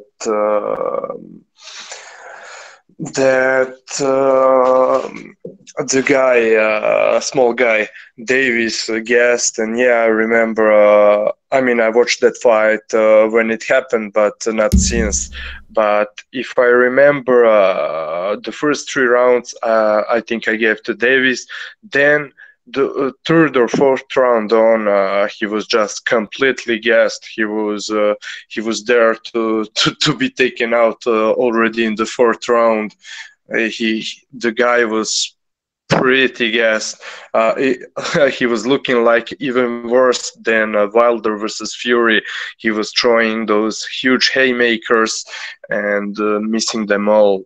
And yeah, I mean, in that fight, Pedraza had no game plan, or it was horrible. I've never seen him boxing that way before or after that fight. And on the contrary, against Lomachenko, his game plan really impressed me because, and that's another thing you said a couple of days ago. And it's true because he was nullifying Loma's positioning, because you know how he likes to get in the position when he gets the timing right. He tries to come to his opponent and then cut the angles on him, but he was making the steps back. And another thing but what I saw in that fight that would be let's say a negative for Loma is something similar I saw in Linares fight. In Linares fight, Linares was going to the body of Loma and he was throwing in combinations, so going off into the body or starting to the body, finishing with headshots. And a couple of times he caught Loma pretty well, Linares I'm talking about. And this fight I saw Pedraza doing some similar things. His punching output was really impressive, and that's the reason also why he got started out. But he had to try to implement a similar game plan Linares was having, because if you throw just 1 or 2, 3 punches against Loma, it would be easy to him to slip them and counter you and get away with it. But it was difficult for him to defend against a rally of punches. And the last thing I want to mention about Loma Pedraza fight is that you see Loma usually, he you know how he does with his footwork, he tries to provoke his opponent, so he gets out of balance, and to reach out for him and then counter them with his in and out movement. But this time Pedraza nullified that in a lot of situations. Very often Loma was forced to reset and start again instead of he was doing a lot of feinting as usual, but he was more hesitant to follow up with shots or counter shots. Yeah, and this leads me to this important question. How the hell does Davis beat Lomachenko? Let's forget about the triangle theory and all this bullshit. I want to hear how Davis beats Lomachenko. He doesn't. But that's no way. Break it down. Lomachenko could be 40 years old and Davis could be 30 years old. He's not beating Lomachenko. It's just this. I agree with a lot of what basically everything Official was saying. Pedraza took a page out of Linares' book. He was pivoting, which made it very difficult for Loma to, do his dance moves around his partner. Give him a flat-footed guy like Davis, and we're going to see the quote-unquote old Loma. And another thing I want to say about stylistic matchups is that styles make fights, and what that means is that a brawler like Lomachenko, because let's not kid ourselves, he's a fighter, he's a brawler, he's not a boxer. He can do that, but he's a brawler like Pacquiao. They're not supposed to be beating these boxers. This is the most difficult style for Loma to fight is a boxer puncher like Mikey Garcia or Linares, and he excelled in that fight, right?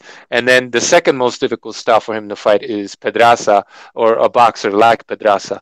So to see a guy that has all the physical disadvantages as far as size and reach, and then he has a stylistic disadvantage on top of that. Maybe he's slightly quicker, but you know, and he has a better boxing brain, obviously. But to see a guy overcome a lot of disadvantages, especially the stylistic disadvantage, and still put a beating on these guys, at least in spots, like that's commendable. This isn't Mayweather cherry picking, you know, this the same kind of style over and over. Loma is fighting any and everybody, and he brings the fight no matter who he fights. So styles make fights. That's all I gotta say.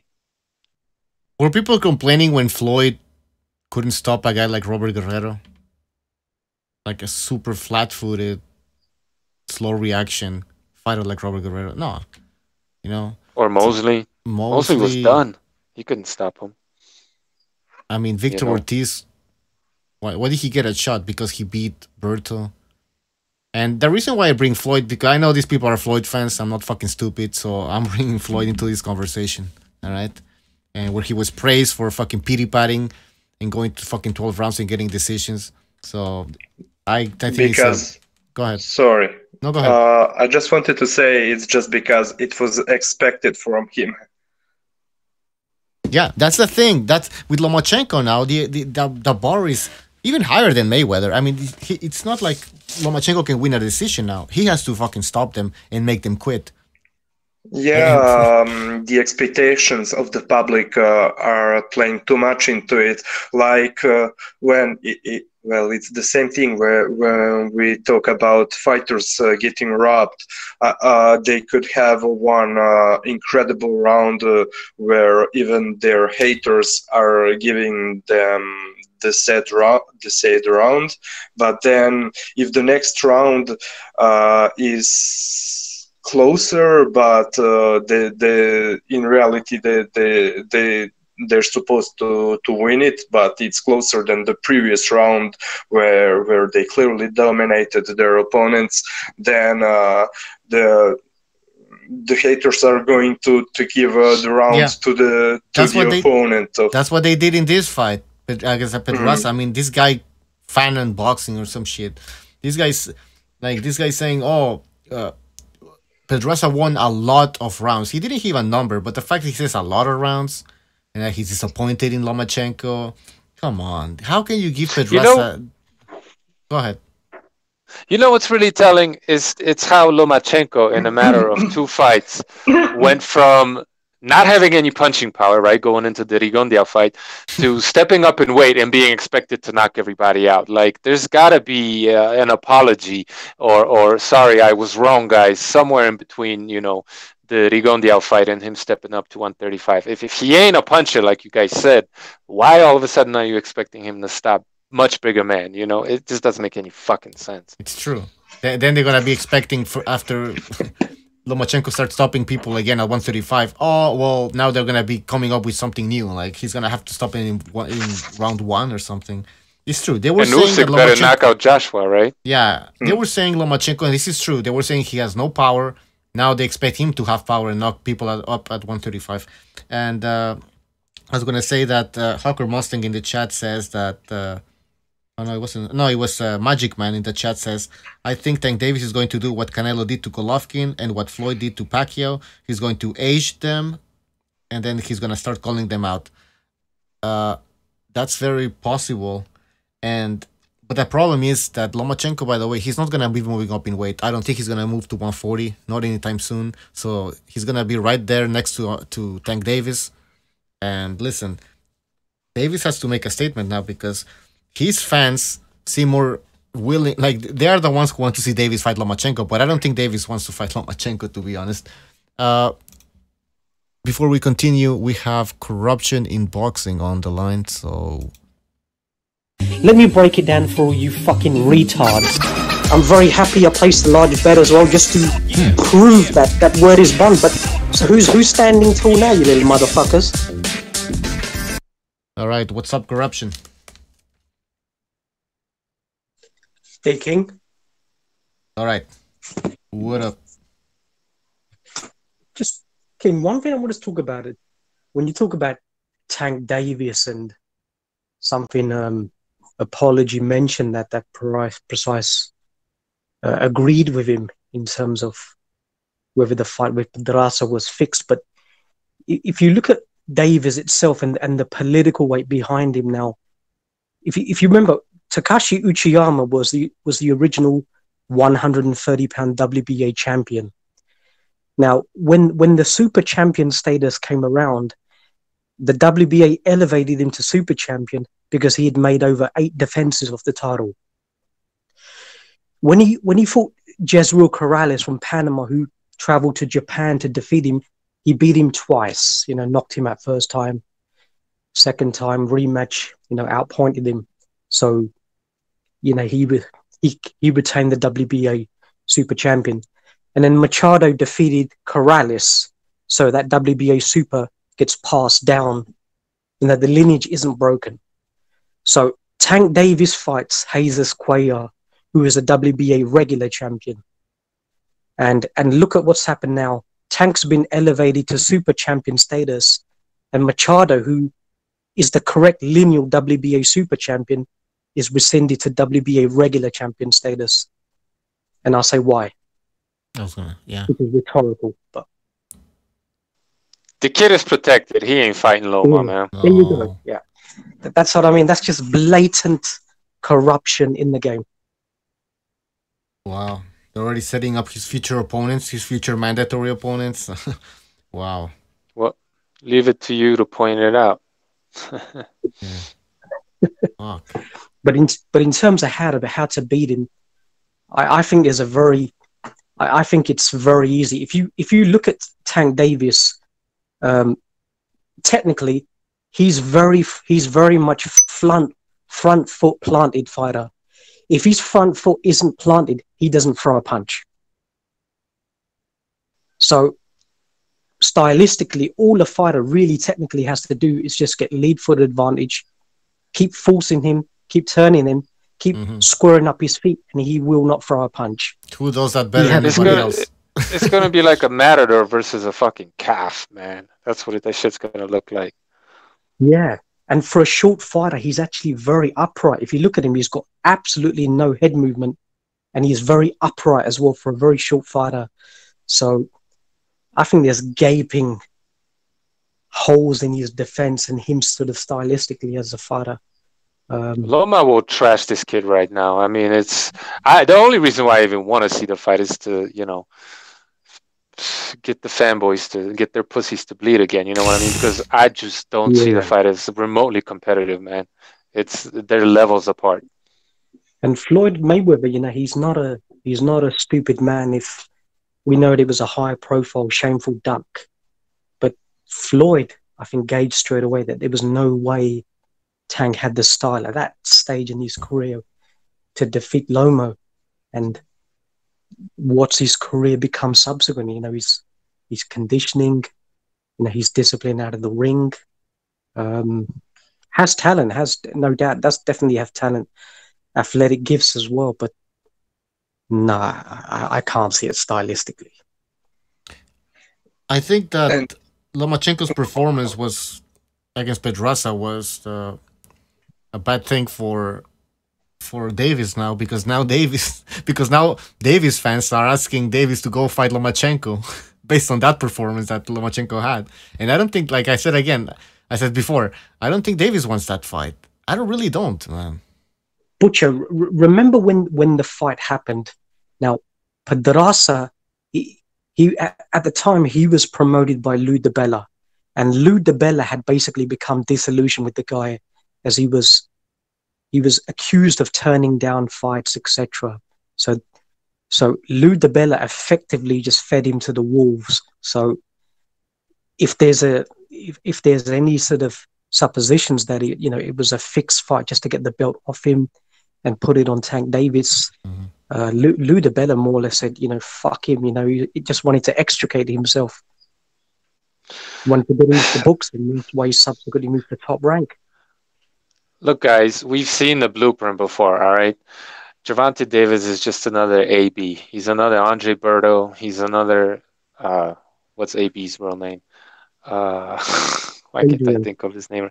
Exactly, Adrian Broner. I think he might be better than Berto, but I hesitate to say he's any better than, Adrian Bronner. He's the same kind of flat-footed, you know, try to slip punches and counter with the big punch kind of a guy. I don't think he's very talented. I mean, he's strong, but then again, he's just a bull. He's much bigger than these guys. So how strong is he? And Pedraza was taking the shots. It was really the accumulation and all of that. So to me, he's just another Andre Berto, Adrian Bronner. I don't see anything more than that at this point in time. And what's amazing is that just a couple of months ago, he was saying when people were talking and Floyd was talking about supposedly making the Loma fight, that Floyd wants to kill him by putting him in the ring against Loma. And now after the fight, he was tweeting the things like 2 versus 43, talking about his 2 punches that knocked Pedraza out versus Loma's rallies of punches. But still, I doubt he would really want that fight now. But if so, I would be more than glad to see it. And plus, as you were saying, guys, he has no fans. Rather, Loma haters are going crazy on Facebook and Twitter, saying that he would definitely kill Loma. Yeah, so I can't wait to see it. But exactly, and they're saying that kill Loma, knockout Loma. It's not even like, well, he has a chance now, or he's gonna be a close fight, but I think Davis is gonna pull it off. It's like he's gonna go out there and destroy Lomachenko. That's what, like, the craziest part about it. Yeah, how many times have we heard this shit, man?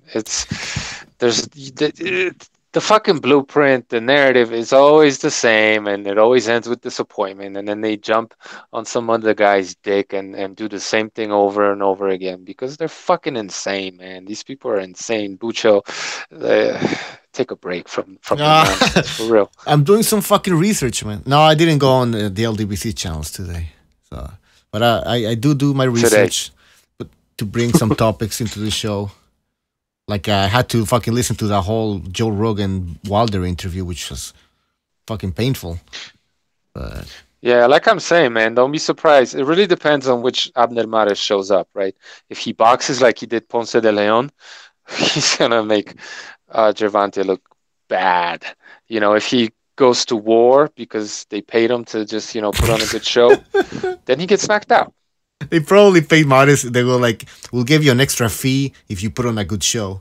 Like kind of like the UFC does. And so Mares is gonna be like, you get $100,000 for every knockdown, right? You buzz him, we'll give you 50 G's.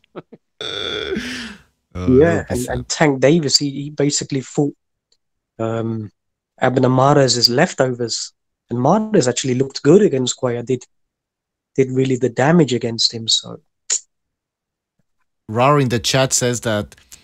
He says, guys, Davis is a complete punk. He started talking trash about Lomachenko on Twitter in 2017. Then Loma called him out, and Davis deleted his tweets. Wow. I wouldn't be surprised. Yeah, just also, go ahead. All right. Loma should quote those tweets with the hashtag men down. Yeah. Jay Perez says, I really hope they push for that fight. It's going to be great, just like when they pushed for Rigonda. Well, listen, if Lomachenko does beat Davis, they're going to be saying that Davis was moving up in weight, and they're going to come up with other excuses. So I don't know. Tank Davis has been, embroiled in a sort of bitter domestic rivalry with Tevin Farmer, who holds one of the other belts, and Farmer's been calling him out. Mm-hmm. Obviously, there's been a lot of altercation between the two and animosity on Twitter, but Farmer has been publicly calling him out left, right, and center. Farmer's that tells you, bro, just one thing. That tells you exactly what level he's at. He's trying to fight Lomachenko's sparring partner, bro. Go ahead. Yeah, exactly. And don't get me wrong, look, Farmer's definitely an improved fighter. He suffered a lot of defeats very early, but you can see his boxing ability is definitely improved, and even the power. You can see the change in his technique and he's very honest about it. His punch technique has improved. He's getting better, and you can see it in his performances. So I think if the two of them fight, a boxer versus, a puncher, so to speak, I would definitely fancy Tevin Farmer to beat him. Yeah, let's see that fight, right? Let's really test Davis a little bit, right? I think Davis wins that fight, but I also think it's the best test out there for him at 130, to be honest, because, I mean, what's the point of seeing Davis fight Abner Maris, who else? I'm surprised Mares isn't fighting Leo Santa Cruz for the 50th round. Oh, Jesus. Guys, I wouldn't be surprised if Rigondeaux knocked him the fuck out. I'd like to see that fight.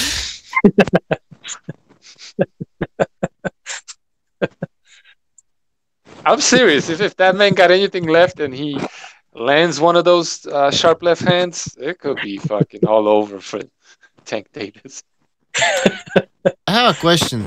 This is a bit off topic, but could Rigondeaux have made 118? Yeah, but his chin would be nothing at that weight, I think. People don't realize how heavy that guy is. He's not that heavy, but he's always in tremendous shape. And he's actually fought years ago. He fought at 126 already.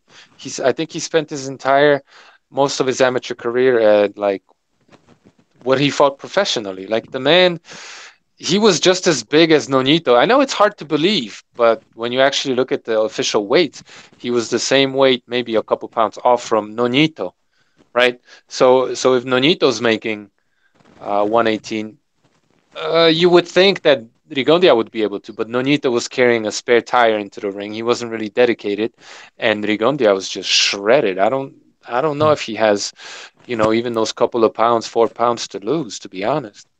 Yeah, Rigondeaux was 124 for about 6 years in the amateurs. Okay, so yeah.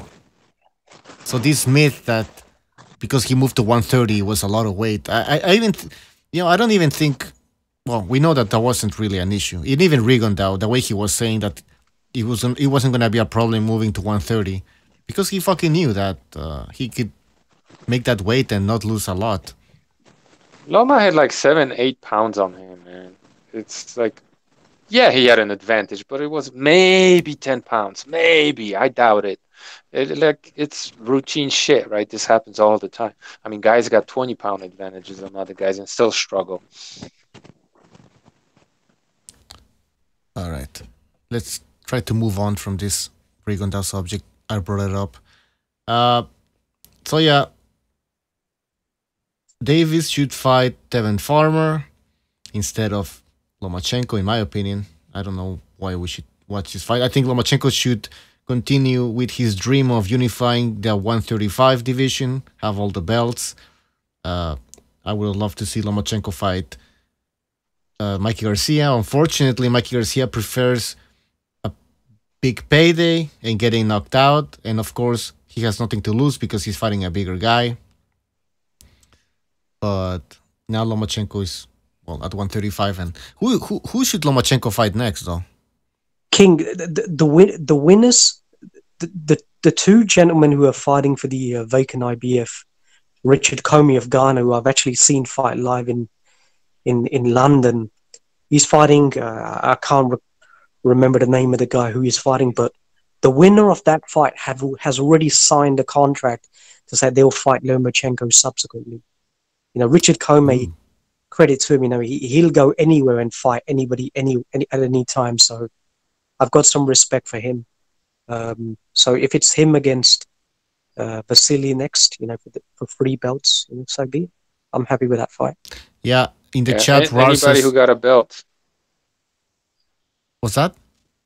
Anybody who got a belt, that's who he should be fighting. Yeah, but he wants to unify. So that's Rar in the chat says Rar1 says Lomachenko next fight is gonna be the winner of Comey Chaniev in April. Chaniev, that's the guy.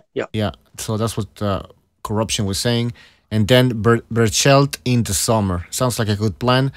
The Quacks in the chat says, I think Russell Jr. beats Rigondeaux. Yeah, we forget about Russell Jr. No, but Burchell is the weight below. Burchell is super featherweight. This is lightweight. We're talking. No, I know, So- but I'm talking about now. Yeah, I'm going back to Tank Davis against Russell Jr. That would be a good fight. What else do we have in the chat? I'll tell you what. One thing about Gary Russell Jr. now, his body can sustain an attack. When he fought Vasily was targeting his body from round 1 to round 12, and he didn't go down. And when he fought Jonathan Diaz, who was landing a lot of clean liver shots at short range, he sustained those attacks as well. So his body is very well conditioned to sustain those body punches. Good point. Good point. Beside the title fights, I would like to see him, in fact, against Davis, as the subject is hot right now. And the Lomas haters are also mentioning Burchell, who is also supposedly to move up to 135. But one thing is sure, I would not like Loma to go up and wait at all, even in a couple of years, because what I'm seeing with him from the physical standpoint at 35 is something similar I saw with Chocolatito Gonzalez.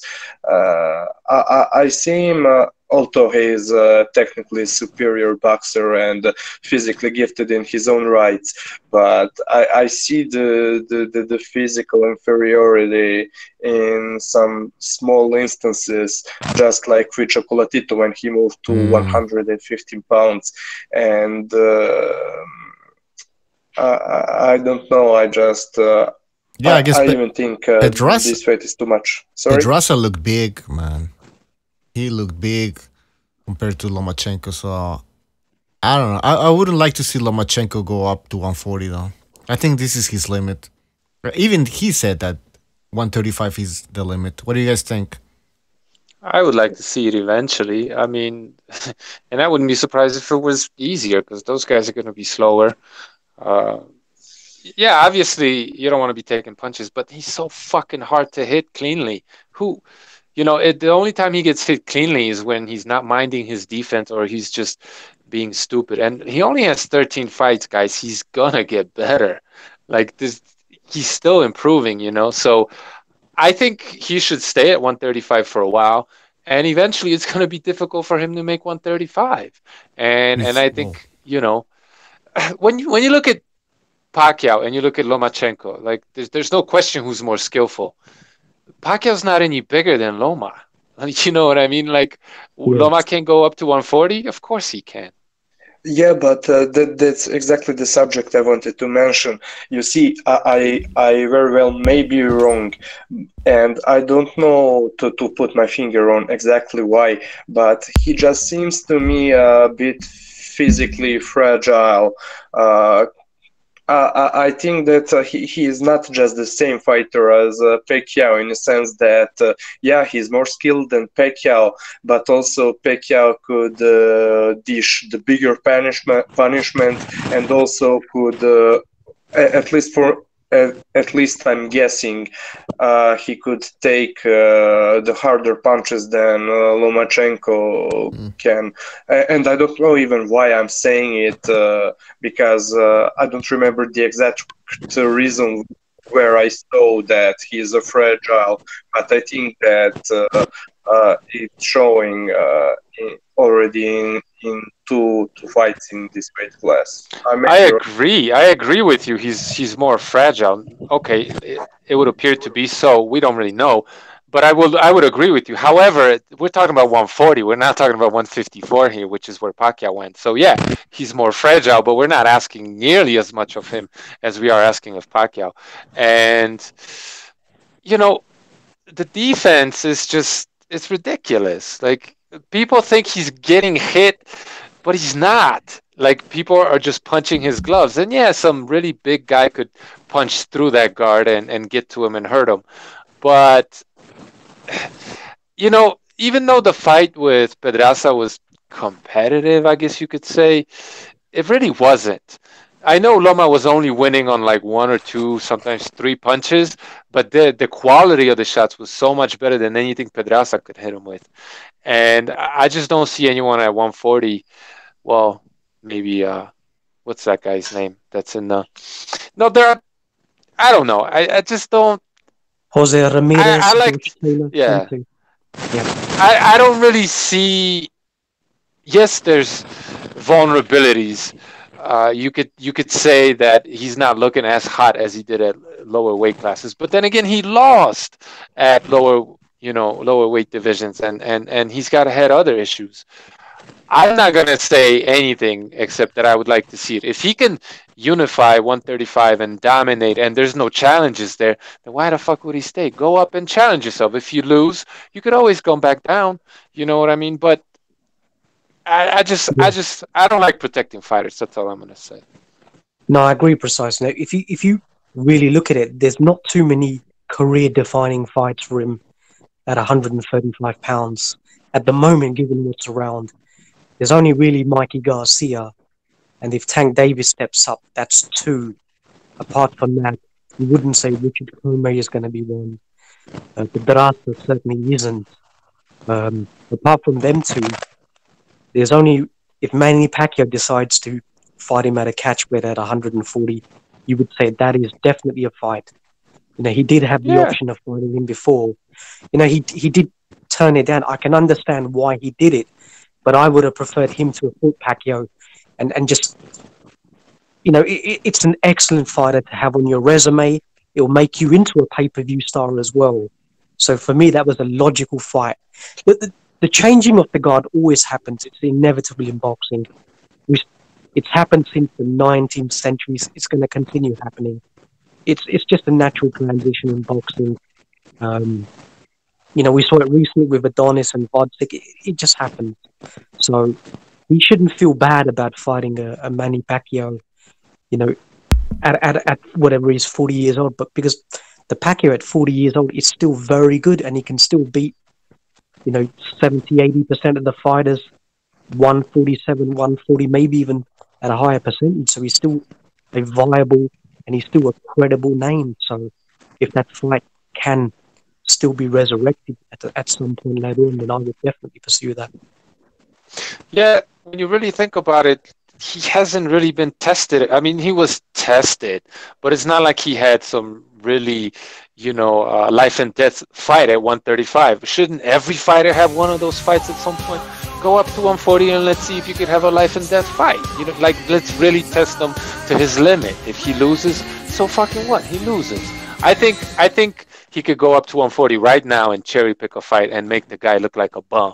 I'm not saying that he would beat everybody there, but like I said, he's still getting better. He's still fairly young.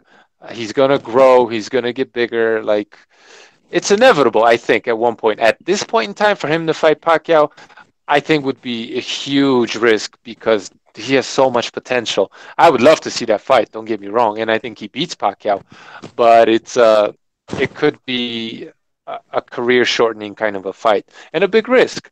So I could kind of understand why he's taking his time. I mean, this was only his second fight at 135. Like, he hasn't even really settled into the weight class, and we're already talking about him at 140. Give him some time, and when he's ready, I think he'll do well at 140. By the way, in the chat, Undercoveration says that Lomachenko, more like Loma, laughing my ass out, Chenko, joking. Loma fan. What do you mean? I don't get the joke, man. But anyways, thank you for that contribution, Undercoveration. Alright, that's pretty much it. Oh, Jonathan in the chat says Mikey Garcia is a monster, but I don't think he will do well with Spence. I don't think anybody thinks he's gonna do well with Spence. There's some awful crackling coming from Battle, man. Yeah, Battle. Alright, thanks for muting yourself. What else do we have here? See, the thing with Mikey Garcia now, that's still a very dangerous fight. You know, he's a classic boxer, but he's a fighter who does have very good ring IQ, and he does have power. So it is a dangerous fight. That fight could go either way.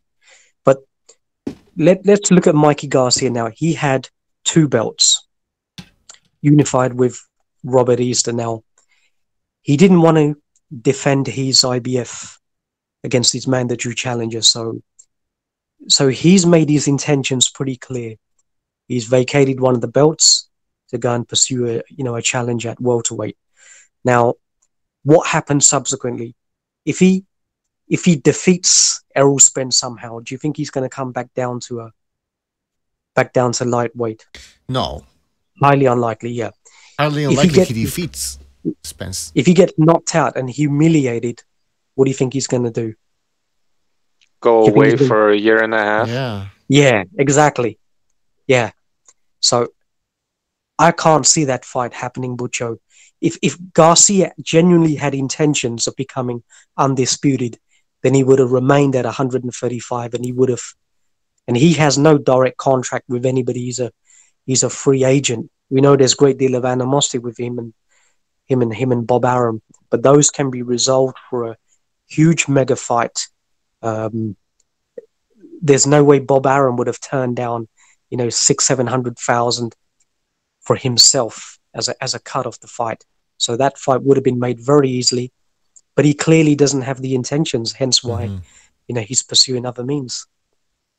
I don't like to speculate too much, but something you said made me think a little bit.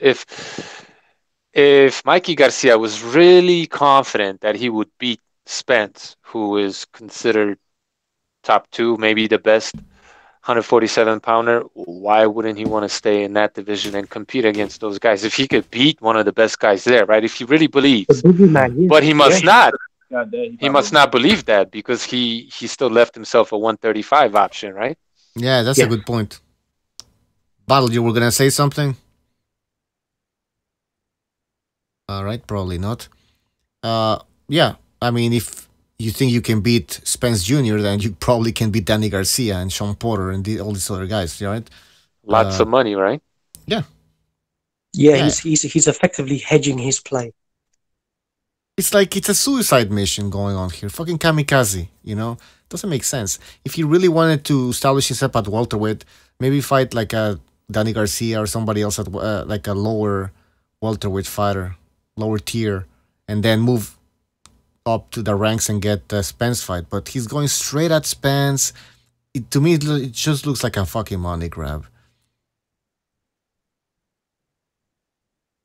And if Spence trashes him like we think he will and puts a beating on him, does a Kell Brook on his ass, is he really going to fight Loma after that? No, he'll probably get stripped of that belt too because he's going to need some time to recover if he's smart, right?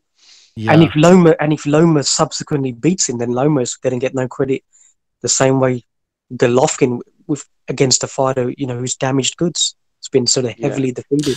So it's not really a win-win situation either way. Well, we're talking here like the options are either Garcia wins or loses by complete destruction, but there's many ways of losing here, right? How can he win by complete destruction? Sorry, lose by complete destruction, like getting knocked out. Like that's the way we see Mikey Garcia losing, like completely getting knocked out. But what if Mikey Garcia believes that at worst